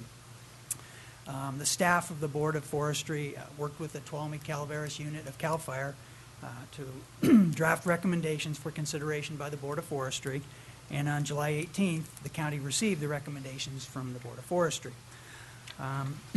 After that, our planning staff drafted amendments to the fire protection section in response to the recommendations from the Board of Forestry. We then forwarded our amendments to CAL FIRE, to the Tuolumne County Office of Emergency Services, and to the Tuolumne County Fire Department for their review. It took a little while because we forwarded it to them on about the third day of the rim fire. So anyway, when they got back to us, changes recommended by those agencies were incorporated into the amendments that were proposed. Then the amendments proposed to the fire protection section were considered by the Board of Supervisors Planning Committee at its meeting on December 19th of 2013. At that meeting, the Planning Committee recommended several revisions to the proposed amendments and ultimately recommended approval of the proposed amendments as revised. So where do we go from here? The government code requires that the draft element or draft amendment to the element of a county or city general plan shall be submitted to the State Board of Forestry again and to every local agency that provides fire protection to territory in the county at least 90 days prior to adoption of the amendments. So we've still got that to do. So at this point, we would recommend that your board direct planning staff to refer the proposed amendments to the fire protection section to the State Board of Forestry and Fire Protection and local fire agencies for review and recommendation, incorporate any recommendations received, and schedule the amendments to the fire protection section for consideration by the Tuolumne County Planning Commission, who would make a recommendation back to your board. Thanks, Mike. Board com? Go ahead. Carl? No, go ahead, John. Mr. Chairman, we did, as Mr. Laird stated, go over this at the Board of Supervisors Planning Commission, and I think we... Committee. Committee, excuse me, vetted it fairly well. There was one fire chief there that did make some comments and but was real positive about the work that staff had done on the document, and it looks to me like we're ready to go ahead with staff's recommendation on this. Okay, first of all, I do want to commend the planning committee. I think their specific comments are very, very good. With one exception, I have a question, and it's on page number 7, 6.j.o. I'm wondering why the addition of the phrase of limited wildlife habitat value, because if a tree's dead, it really doesn't matter whether it would have value if it was alive or not. It's dead.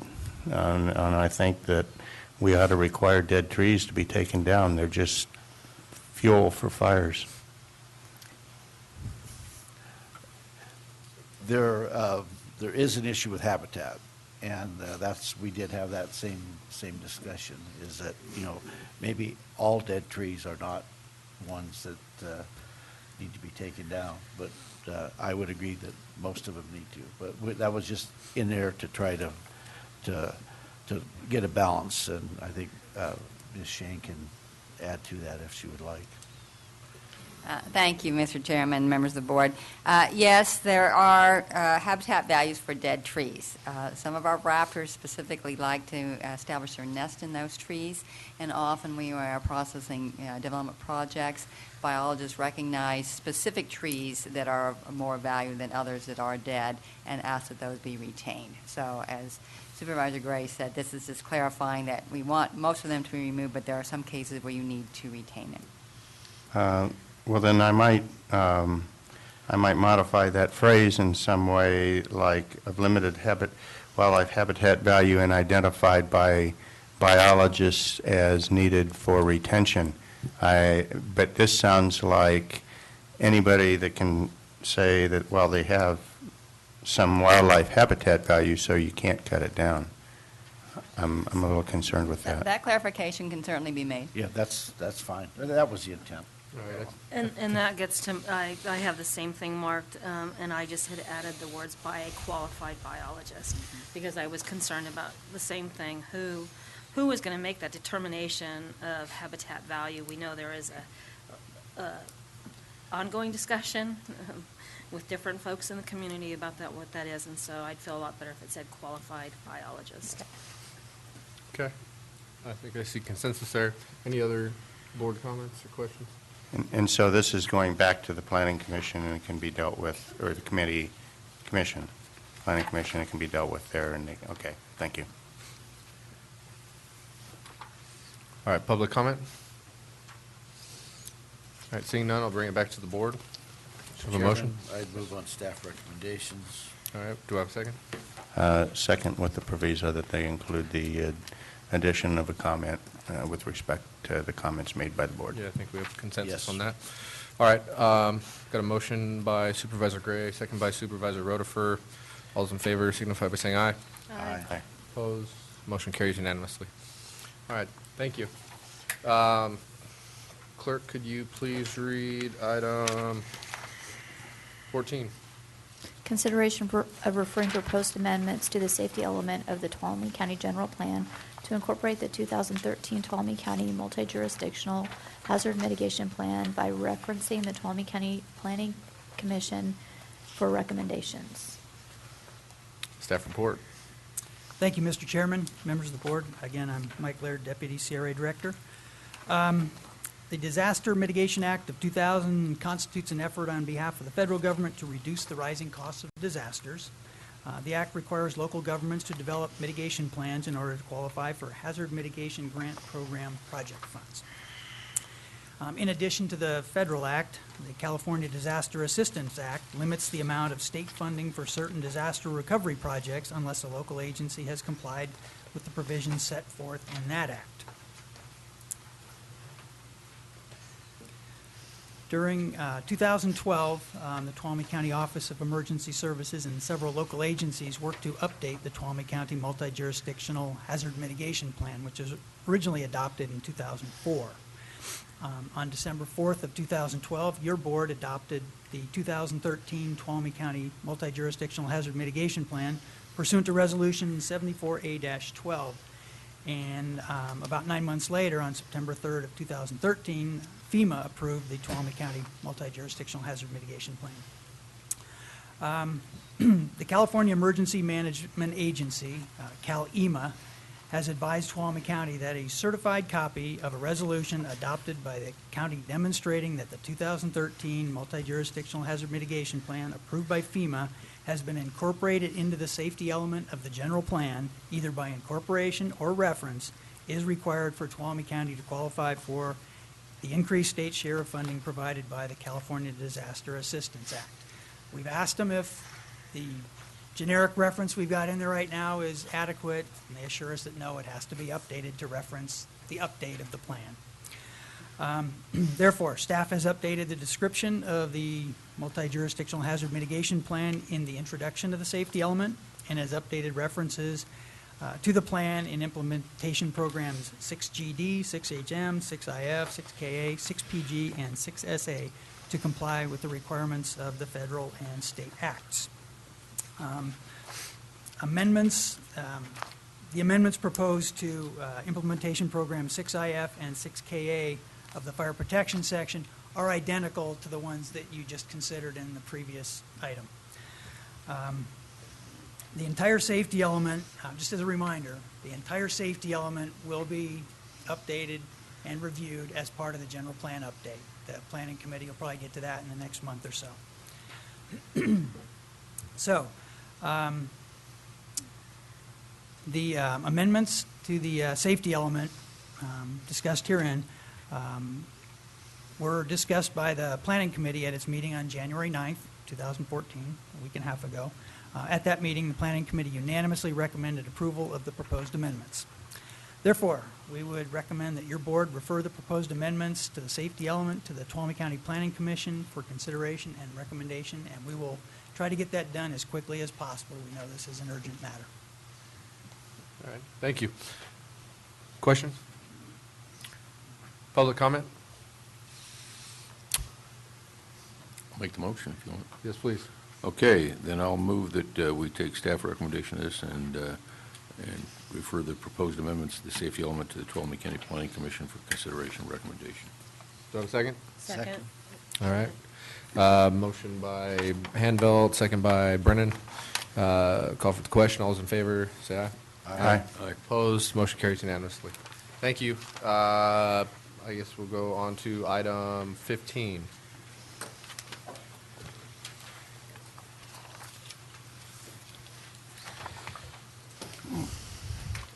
Consideration of approving the Board of Supervisors Planning Committee 2014 work plan. Good morning, Mr. Chairman, members of the board. I'm Bev Shane, Community Resources Director. Each year, your board adopts a work program for your planning committee. As Mr. Laird just mentioned, the planning committee's been busy with some general plan work in December and already this year. And they will continue to be busy with general plan work as we undertake the update that your board authorized and directed on September 17th. The work program outlines specific tasks that you want your committee to accomplish each year.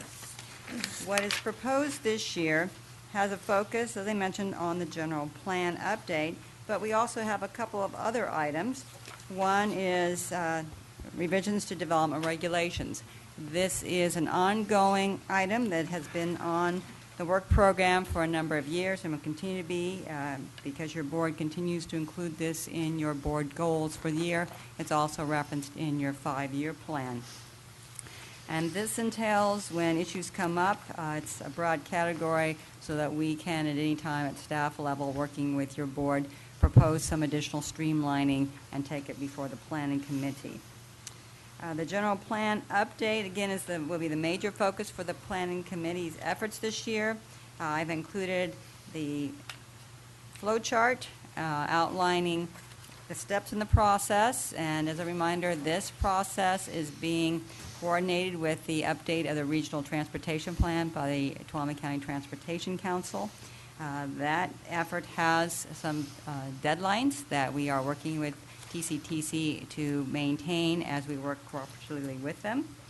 And then on the page after the flow chart is a timeline, and you can see that the committee is going to be very busy from now through April, and that is our goal, is to have the committee meet at least twice a month to review the draft changes to each element of the general plan. Also, as you recall, your board directed that we add 2 elements, a water element and also a healthy communities element. So those will also be reviewed by your planning committee. Those meetings, of course, are always open to the public, and we do have some people attending those meetings and providing their input as well. Our goal is to have the draft reviewed by the planning committee by the end of April. And around that same time would be a joint meeting between your board and the Tuolumne County Planning Commission, so that you can have, again, as a workshop setting, we can go over the highlights to the changes to the entire general plan update, and ask your board if you are satisfied with the work of your committee, and then proceed with the preparation of environmental impact report, which you estimate will take approximately 1 year. And then when that process is completed, we'll be having hearings by the Planning Commission and by your board for final adoption. This is a very summarized timeline. There will also be public outreach meetings. There's a lot more in the process than this might indicate, but the key here is so that you have an idea of your planning committee's involvement in this process, and again, the dedication that they are going to be committed to giving this project for the next few months. Another item that I have on the list, which actually we've already achieved, number 3, is amendment to the safety element. That is what Mr. Lair just presented to you, and that was reviewed by the committee on January 9th of this year. Another item, number 4, is a damaged building ordinance, and this has come about because of recent comments from members of the public to some of you supervisors that we have buildings that are damaged by fire or for some other reason, and currently we have no regulations other than that the building has to be made safe. And so the building can be boarded up, it can be fenced, as long as it has been made safe. That is where our regulation ends. There are jurisdictions that establish requirements so that repairs or reconstruction or demolition must be done within a reasonable time frame. And so that is something that I have been asked to look into this year, so that your board could consider an ordinance that would not allow these buildings to stand sometimes for many, many years. So that there'd be a more specific timeline established for when something needs to be done. Obviously, we would include in the ordinance provisions for extensions. We know a lot of people have problems dealing with insurance companies in order to get the funding to make those necessary repairs. So again, that's the concept behind item number 4 on the list. I would be interested in, if we're going to look at that, looking at how we deal with existing facilities that are already in a state of disrepair. Okay, yes, they could cover that, and of course, we'll be working with council on that. There are, again, many examples, and from other jurisdictions we'll be researching as well. Okay. And also, I have not included them on the list as numbered items, but there have been also 2 proposals from members of the public that your board, I'm requesting that you provide direction on whether or not you wish to add those to the list. One is a noise ordinance, and the letter from a constituent was in your agenda package. This has been in the general plan noise element for a number of years. Implementation Program 5AD states that your board will consider a noise ordinance. Your board did, in fact, consider an ordinance a few years ago, and at that time, the ordinance, which was drafted by council, was determined to not be something the board wished to pursue at that time. So again, there's actually a draft ordinance that we could review again and update if your board chooses to do that. But again, this is a request from a member of the public. On the noise ordinance, as I recall it, the issue became of how do we enforce it and be able to provide adequate enforcement of a noise ordinance on top of all of the other enforcement issues that we have. And it seemed like it was not that it wasn't important, but it was a lower priority. If we can't respond to incidents of crime quickly, how are we going to respond to And that situation has not changed.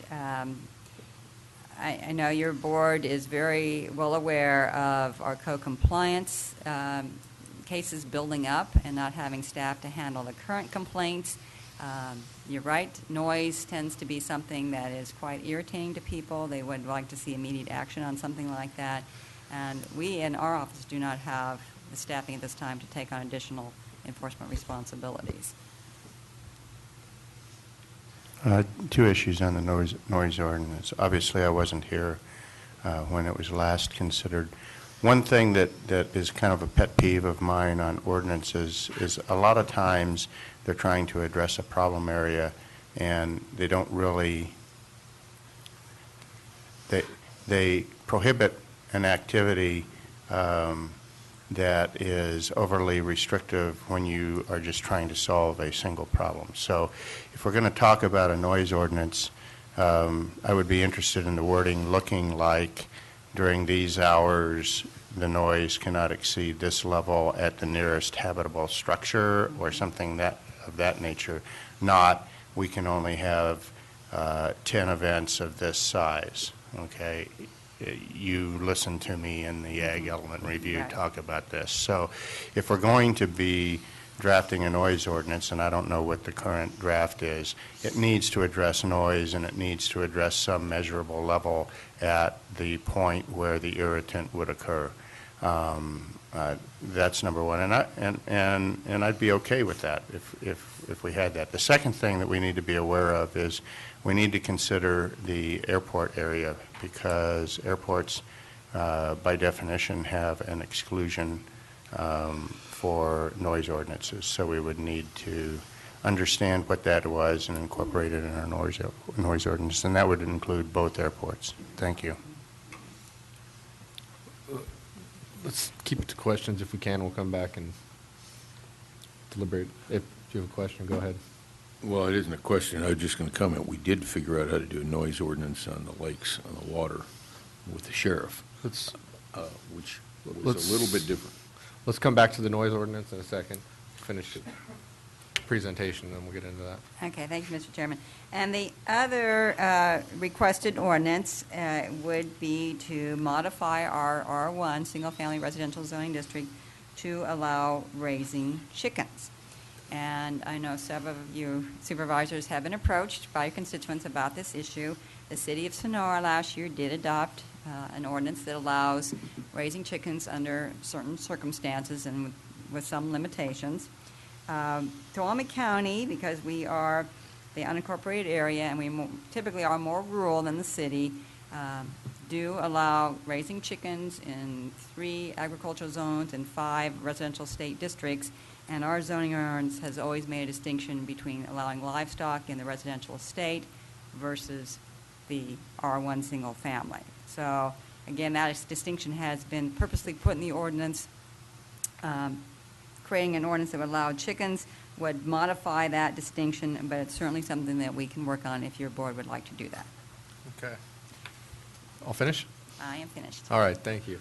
At this time, if there's any questions, additional, beyond what's already been talked about, seeing none, let's go to public comment. Anybody want to comment? Seeing none, now Supervisor Hanvelt. Yeah, well, I think on both items A and B, I think we ought to include them in the work plan, and I think we ought to make conscious decisions of whether we want to do this or not do it, and we ought to take public comment see just how serious the problem is. There are always issues like with noise where you have some obnoxious neighbor who decides not to respect his neighbors and does something out of hand. The chicken issue is brought up by several of my constituents on a number of occasions, continues to be brought up. And so I'd just like to air it. We ought to do that. We ought to our constituents do that. So I think we leave it in the plan. Okay. I would agree. Okay. I guess I've gotten comments about chickens also. I think a small number is okay. And I could see people having other types of animals. It's almost like a pet versus livestock in some ways, rabbits and things like that, But the number and the probably roosters is question. There's probably a lot of little details. That tends to be the big issue, is the roosters. Yeah. So you can get into those details. And then as far as noise, I guess John's point is a good one, though, with the resources and enforcing it. If we can't handle what we have and we're trying to add more to our plates, is it really worth doing it? I'm okay with looking at it, I suppose, but I would just ask everybody to take that into serious consideration when we're doing it and probably try to limit the restrictions to severe cases as much as possible. So, Mr. Chairman, if I could suggest, again, planning staff's busily working on the general plan.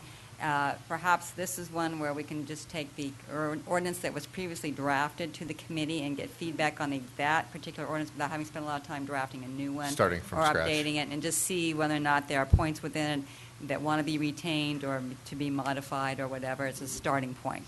And just let them, yeah. Okay. I'm okay with that. I just have one kind of additional comment, because I've had a lot of constituents contact me on the chickens also. And I just would point out that I think there is a real movement for people to want to, either have a small garden, raise, know where their food is coming from. We see it with some of the cottage food industry.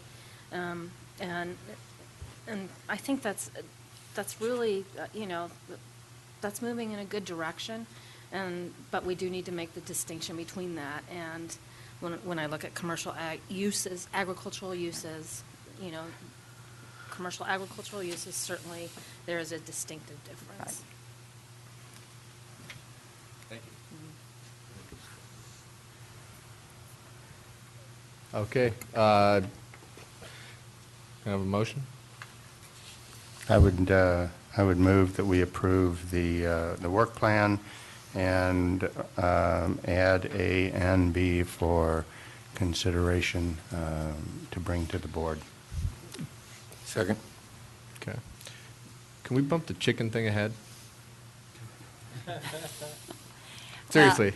Again, right now, I believe it will be after April, after we've gotten the general plan draft Yeah. to the committee. Oh, I understand that part. Yeah, I mean, so before it the would noise be ordinance. late, I would say late spring, early summer. Okay. Yeah. Chickens are more important than noise. No. Which comes first, the chicken or the egg? All right. Chicken or the We have a motion and a second. I will call for the question. All those in favor, say aye. Aye. All right. Motion carries unanimously. Thank you. Okay. Let's go to item 16. Presentation of the chair's appointments to the board committees and commissions of 2014. Okay. And I guess there's no staff report. I have a list of the appointments that are included in your packet. There are some small changes, but not too many, as I was pretty happy with the way they were before. But let's see what comments people have. Just a clarification and a small change. Under committees, the second item, Collaborative Forest Landscape Restoration Project, that has evolved into what is commonly referred to as the YSS Group, Yosemite Stanislaus Solutions Collaborative. They are reorganizing and are working with the steering committee. And so Supervisor Gray and I spoke earlier, and we are going to switch. I will be the delegate, and he will be the alternate. Okay. And Yeah, that's then perfect. And we need to update the name. Yeah, the name, so if the Yeah. clerk can take note of that. And then additionally, at the top under committees on the Commission on Aging ex officio, he is going to be the delegate and I will be the alternate. Should trade. Perfect. Thank you. Yep. And another thing I wanted to mention that was talked about was the way we apply alternates to these committees. There's so many different groups that we participate in that sometimes there's scheduling conflicts and someone's not able to attend, so we appoint an alternate. And after talking with the clerk and I think Mr. Pedro about this, we want to come up with a policy potentially, and if we can agree on this now, we can direct staff to work on it. But basically, create a policy to where anybody can attend as an alternate after the alternate has been requested to attend and they can't. In the past, there's been cases where both appointees, the delegate and the alternate, wouldn't be able to make it, and then nobody could attend because there wasn't somebody. So I think the idea behind it is by having an alternate, you have continuity because that's the person that generally will participate, but in the event that they can't, somebody can. So any supervisor could act if the alternate after the could not- alternate's been requested Yep. to and they aren't able to. Yeah, I like that. We got to do that. We had a real incident of that late last year. That happened. So I approve that. Yeah, I think that, you know, the chairman should be the one to, or maybe the clerk, somebody needs to coordinate Between the them. process. Yeah. You know, because we just don't need to show up. We just need to be told that we're not going to, somebody's not going to be there, so Mhm. you're the designee if possible. Yeah. That's fine with that. So do we have consensus to throw together a policy? I'm saying yes. Yes. Is that good, Craig? All right. And then with that, is there any other questions? There's a lot of work here. Just for the sake of the public, I think each board member has over 20 assignments and over a dozen, 12 or 13, 14 primary assignments. So there's a lot of different committees and organizations that we participate in, and that's not even all of them. So with that, I will just say that's my presentation. And would the clerk please read, I guess 17's been pulled, so item 18. One comment, since 17's been pulled, one comment on 17. Yes. You need to, I would recommend that you add Association of California Water Agencies, AQUA, representation on the, when you make the water agency An official- appointments. Yes. Yeah, I would agree with that, and I would want to delegate Supervisor Rotifer, if that saves us from having to bring it back as another item. You still have to? Okay, that's fine. And I'm sure other groups will pop up and we'll amend as necessary. Just to mention one thing, and just commenting, the item hasn't been read, but we're not commenting on something a lot here. But the other was sort of like policies we discussed before. It's, I'd ask council if one of the issues here is we had not formally appointed a chair or vice chair of the water agency, so something else staff, and that's why we can't do a chair appointment right now. So that's why the item is not going forward, that the board entertain approving a policy, and I think it'd be the water agency itself would do it, saying that basically whoever the board chair and vice chair are become the board chair and vice chair of the water agency. So if that sounds good, we could develop a policy for the water agency along that line. Could we make that a generalized policy where the board acts as the board of another agency, such as TPPA, such as Air Pollution Control Yeah. Board, that any time that we meet as a different body, that the chairman and vice chairman of the Board of Supervisors would act as the chairman and vice chairman of those agencies? I don't see why that would be a problem, but I want to look at those specific bodies to ensure that there's nothing Okay. specific that requires it to be done differently. Yeah, personally, just for ease of process here, I'd be interested when you bring it back, that if it's possible, that maybe we consider doing that. And there may be some reasons why we don't want to, but I'd just like to consider that possibility. Thank you. Is there anything else? All right. 18. Consideration of approving out-of-state travel for Supervisor Carl Rodefer to attend National Association of Counties NACO conferences. Okay. And before I pass it on, I just wanted to say that Supervisor Rodefer is the delegate to NACO. In the past, we haven't had an extremely active role within that association, but in talking with him and looking at some of the things like rimfire that we've dealt with, that deal with national issues, I think it's a good idea to become a little bit more engaged in that. Part of that has to do with the conferences and things to where you attend. Some of those, some participation can be done by teleconference, but we're thinking that attending those would be a good thing, and he's willing to pay for his travel cost if the county's willing to incur the other associated costs like the registration and lodging, which is similar to when we attend CSAC. So I'm supportive of that, and I'll just see what else Carl has to add. First of all, I'm not actively advocating one way or another on this. As a part of rimfire, well, first of all, last year, then Chairman Hanvelt appointed me as the NACO representative, and it was my intent to try to look into NACO and see what value more active participation in that organization might have. Quite frankly, because of the ramp up, getting my feet on the ground as a freshman supervisor in his freshman year.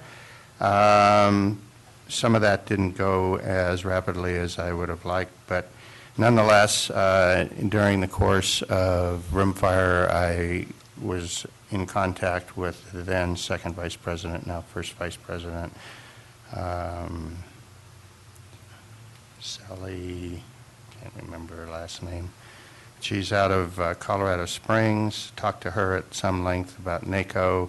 Since then, thank you, Craig Pedro. He's been in contact with several of his contemporaries throughout the county. I've made some contact with various people in state organizations, CSAC, RCRC. There are 3 conferences that we would logically attend if we were to do that. The first one is coming about in March. It's the legislative conference. It's very similar in nature and content to the legislative conference that CSAC holds in Sacramento. This one is held in Washington, D.C., obviously. That conference would afford us the capability to interact with congressmen, senators, congressional and senatorial staffs, get familiar with the NACO federal agenda. The second one is the Western Interstate Conference this year to be held in Anchorage. That rotates around. Last year, I believe it was in Arizona. This year, it's May 21st through 23rd.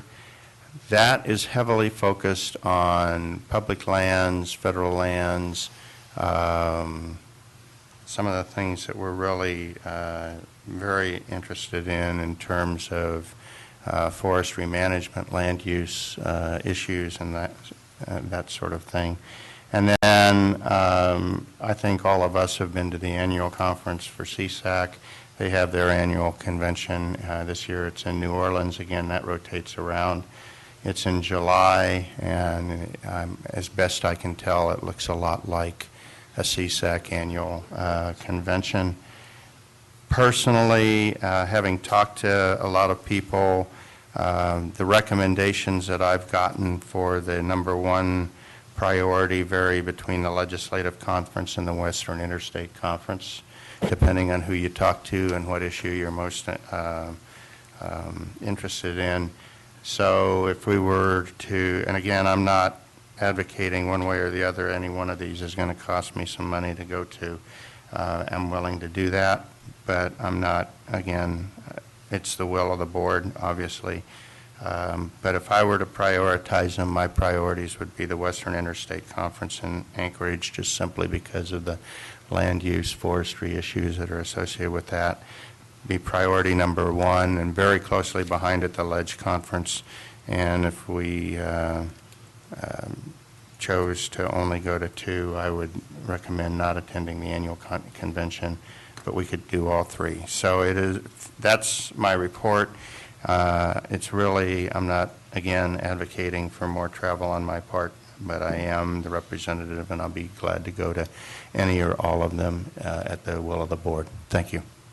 Yeah, first, I think you're to be commended to putting your dime into the hat to pay for this. We haven't really shown a national face, Tuolumne County, as far as NACO, but I do know we have good contact and good representation. Couple things. One, we just received a kind of an update on board expenses and travel and education and stuff like that, and we are getting relatively close to being out of money. And I think we should hold our feet to the fire like we have staff. We do with staff. But having said that, I do think it is important, and listening to what you said about the priorities, we haven't done this before, so I think we ought to try it, and I think we ought to pick the best one that you think is going to offer us the best deal and shoot for that on this go around. And then if it comes back that we have a good cost benefit for it, then maybe move on from there. Yeah, the other advantage that the Ledge, that the Ledge Conference gives is it's the first one. So we could, Carl, go to Washington, see how it goes, and then we can make a determination at a later date whether I go to Alaska and et cetera as we go through the year. And also we'll be into a new budget year for the New Orleans one. So we could take this a step at a time. Or if you didn't want to commit to the Ledge Conference, we could go to Western Interstate and make a decision after that whether I go to the annual one. It would seem to me the Ledge Conference would, in my opinion, be the most beneficial starting point. Having been to New Orleans, and I do know there's hurricane issues, but it's mostly at Pat O'Brien's bar, where you consume too many hurricanes, and not the weather so much. So I'd be concerned about sending you without adult supervision. Did you appoint him my alternate? Was that the... Are you advocating to go as a chaperone? No, I was thinking we ought to send somebody with him. Yeah. No, but I'm fine with it if we, as a starting point. Let's go to Washington. Let's see what we can do, and then move on from there. Yeah, I've done a little work with CSAC and RCRC people in the leadership, and to a person, they all tell me that there is a significant value to participating in NACO and participating in these events. So I support this. I know that Supervisor Rotifer's offered to pay for a lot of this, but going to New Orleans in July isn't exactly what I would call the right time of the punishment. Year. Only crazy people go to that part of the world in July, and the real hurricanes don't come till after that. Usually, it's rare that you get one that early in July, except maybe at O'Brien's. But look, I think we can do it case by case, but I think we got to start participating in NACO. We need to make sure that we know what's going on elsewhere. Isolationism is not the right kind of thing, and spending time in Sacramento has proved valuable to us on a number of occasions. All I got to do is refer to SB 1022 and what we pulled off there, and getting some more legislative work done that is valuable to rural counties, not just Tuolumne County, is valuable. And we're a voice that's starting to get heard, and I think we need to do this. And I appreciate Supervisor Rotifer his willingness to, like you said, put his dime in the game. All right. Yeah, I would just agree with what Supervisor Hanfeld said, and that primarily was my comment. I appreciate Supervisor Rhoda for his willingness to step up and fund his travel. Okay. So do we have a motion? I'd like to move, we approve all three and to let Supervisor Rutherford come back with recommendations whether he should or shouldn't go to the other ones after he's done each one. We've got to find out what we can do and whether we can make an impact, but I think it's important we do it. So I move we do all three. Substitute motion, Okay. because we are into, changing the budget cycle. We go ahead and approve the Washington DC because it's within this budget cycle, and then have a report back from Supervisor Rutherford as his experience, and act on the other two after that. Okay. I think I just read the rules and regs for the board, and I have to deal with the substitute motion first, right? Okay, so there's a substitute motion on the floor. Do I have a second for the substitute motion? I'll second the substitute motion. I'll second it so you don't have a conflict. Okay. Is there any discussion? I'll take Ms. Brennan. And with that, is there discussion regarding the substitute motion? If not, I will call for the question of the substitute motion. All those in favor signify by saying aye. Aye. Opposed? No? Motion carries 4-1. Supervisor Hanveld dissenting. Thank you. And with that, we have, let's see, one item remaining, and then closed session. Before we get into reports, what kind of timeline do you expect on the closed session? Can we try to bang this whole thing out before Well, lunch, since we're canceling our two- 1:30? The two items with legal counsel will not be long at all. I don't know about the other one. Short, okay. So Okay. yes. Well, then let's go to reports. Let's ask everybody to just keep it on anything that's pertinent, and we'll get this thing done early today. And with that, I'll go, once again, ladies first. Ms. Brennan? Actually, reports. Oh, okay. Sorry. Didn't mean to cut you out. Go ahead. On January 9th, I attended the Sheriff's Award Ceremony. Really nice event, recognizing a lot of individuals in the department for their service. On January 13th, I traveled to Fresno with Mr. Pedro on the Yosemite toad and the yellow-legged frog designations. There will be a meeting at the end of January where they will take testimony in Sacramento, and it will be really important for the county to be represented at that meeting. On the 14th, we had the Natural Resources Committee meeting. On the 15th, I met with constituents. On January 16th, I attended the Central Sierra Economic Development District, and there really isn't anything to report out of that. They are going to be looking at their bylaws and cleaning up a few things that will be coming forward after, I believe, council will be reviewing that for them. On the 16th, I also met with Under Sheriff Pooley, had a good conversation about some of the ongoing issues at the Sheriff's Department. And then on last Friday, on the 17th, we had a day-long session with the Yosemite, the YSS group, and the outcome was that they are going to be restructuring that organization. It has the potential to look for some collaborative projects on the forest landscape, a wide variety of projects, do some outreach on funding. If they can come to consensus, it could have good results. That's my report. Thank you. Thank you. The attorneys have spent a great deal of time the last couple of weeks on juvenile contested hearings. Carlin and I attended the Planning Commission meeting regarding the medical marijuana ordinance that will be coming back before your next board meeting.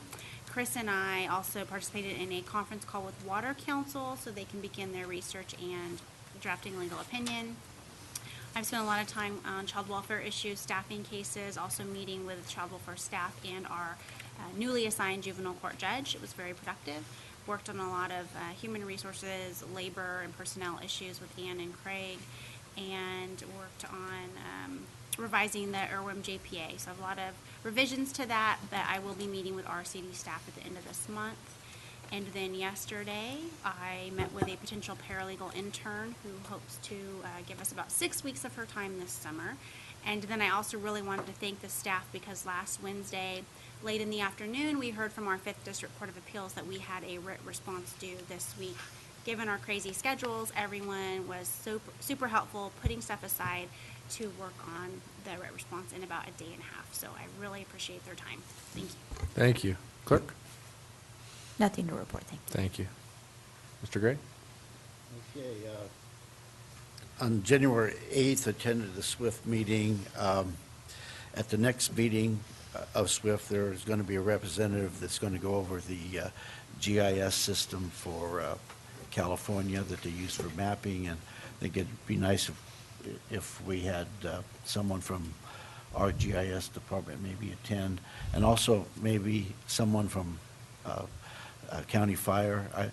I feel alone down there sometimes, so if we could get a little bit better participation, it would be appreciative. January 9th, Board of Supervisors, Planning Commission, we've just reviewed the stuff that we went over there. Also on the 9th, attended the Sheriff Department's award ceremony. I think that's a great thing that the sheriff does to recognize his staff and also people from the community for the good things that they do. January 10th, Tuolumne County Economic Development Authority meeting. We received 2 checks from PG&E to help fund activities and business attraction.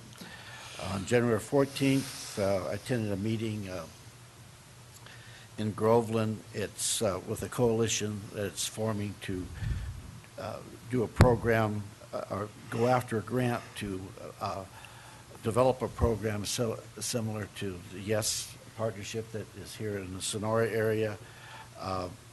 There's a grant possibly available that would fund that program.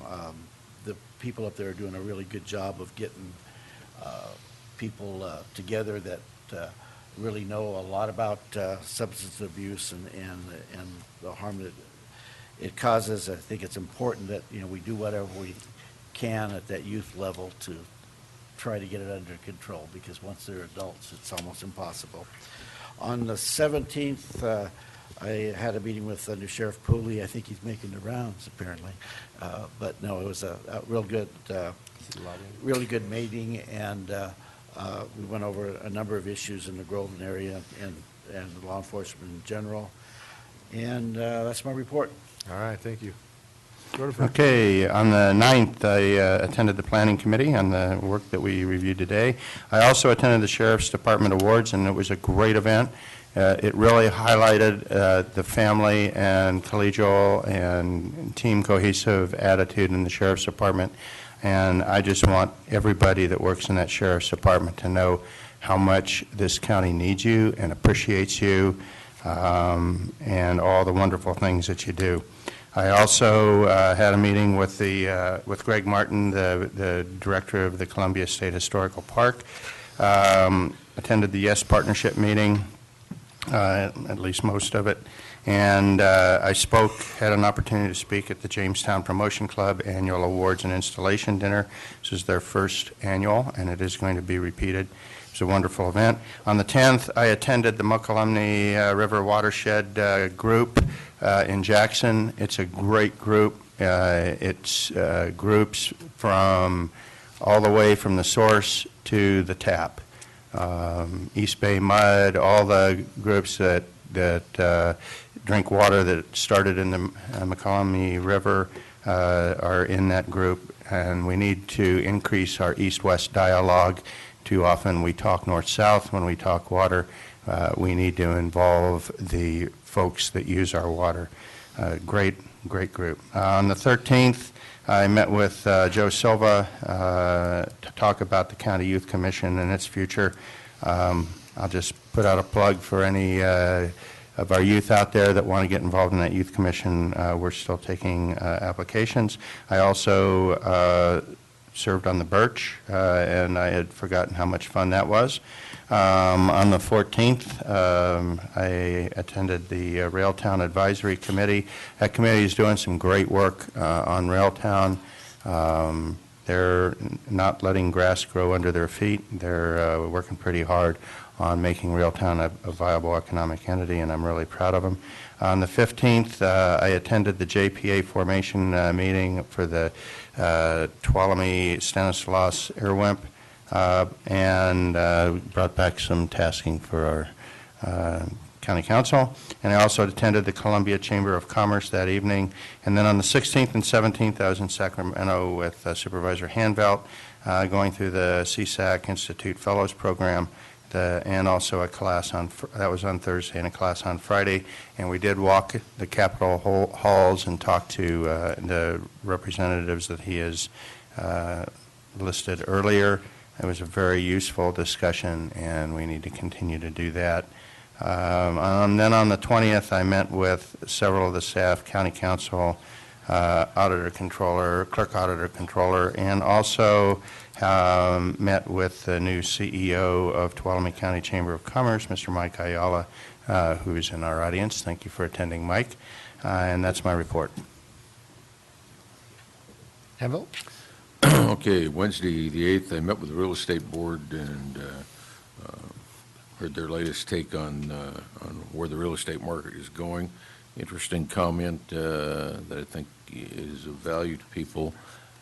We were on track with roughly the same number of sales as what we ended up with last year. Statistically insignificant, but the market in Tuolumne County went dead with rim fire, and it kind of killed things. And one of the issues, and I think we got a recent note of complaint, at least I did, from a constituent, that they're having trouble getting fire insurance or homeowners insurance renewed, or they're having trouble getting policies, and a lot of it directly associated with rimfire.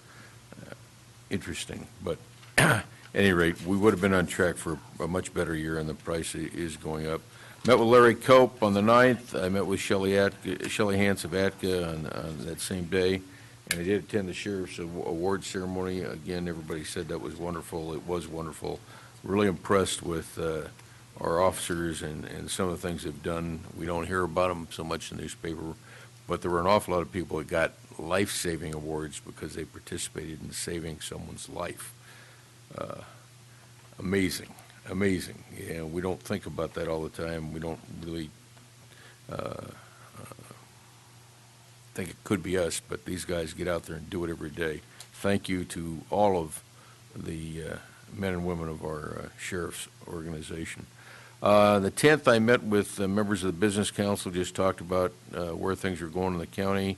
I met with Sasha Farkas, and we talked ag issues. That evening, I went to the retirement party for Maggie at the Senior Center. She's gone now, but she's been a great service to the community, so we did that. On Monday, January 13th, I went to the Farm Bureau, and that's where I learned about our ag education program and the governor's budget thing. New Natural Resources Committee on the 14th. On the 15th, I met with Rob Griffith, who's doing the rimfire recovery, keeping up to date on that, and that was interesting. And we did the Housing Policy Committee with Supervisor Royce. That day at noon, I met with Under Sheriff Pooley and a bunch of constituents about some things. The 16th and 17th, Supervisor Rutherford already reported on that. And yesterday, I wanted you to note that several members of the county were here celebrating Martin Luther King Jr.'s wonderful holiday and doing things, and also in specific county council and our auditor controller met with both of them yesterday on things.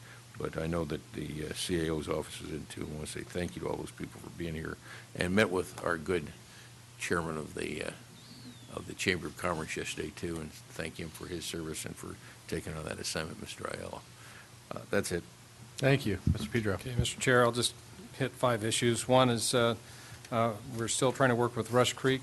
They took the action on the CDBG grant. We're also met with representatives from Rush Creek and the Groveland School Districts to see, if there's some better arrangement, way of looking at fees for that project in a collaborative way, trying to, again, move that project.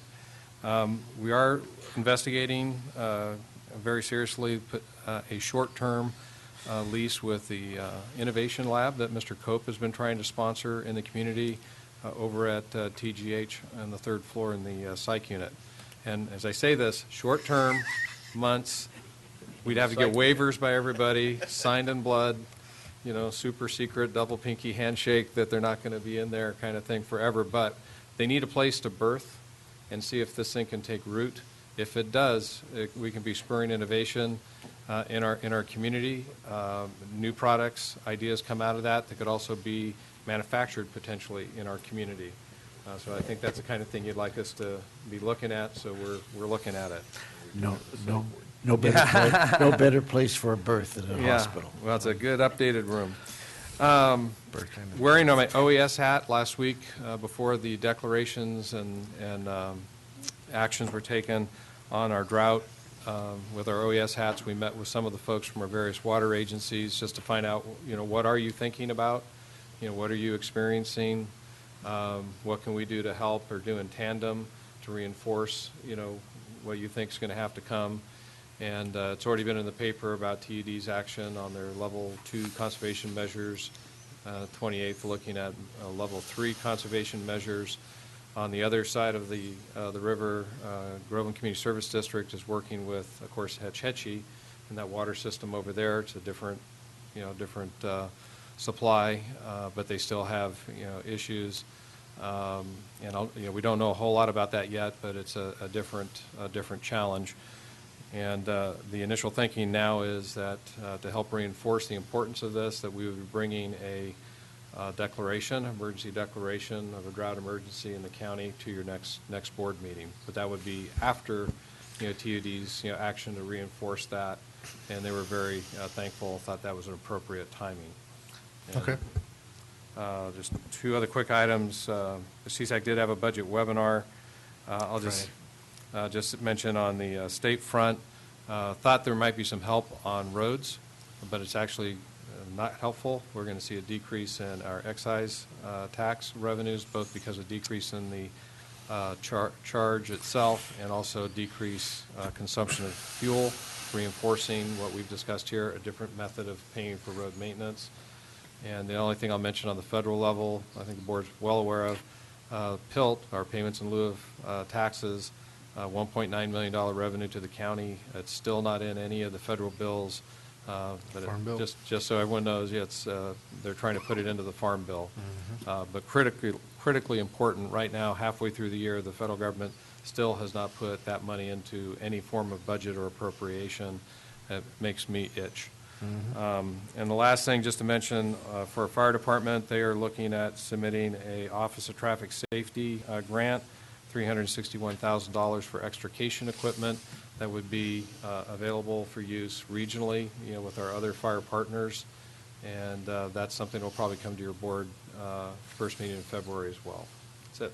All right, thank you. And then I'll do a quick report on just one item. Everything else was pretty much reported on. I've got a little committee that's working on a project in Tuolumne, part of my revitalization efforts. And we're putting together a project with the Association of Realtors, the Women's Twist Group in Tuolumne, Park and Rec, and Duke is helping.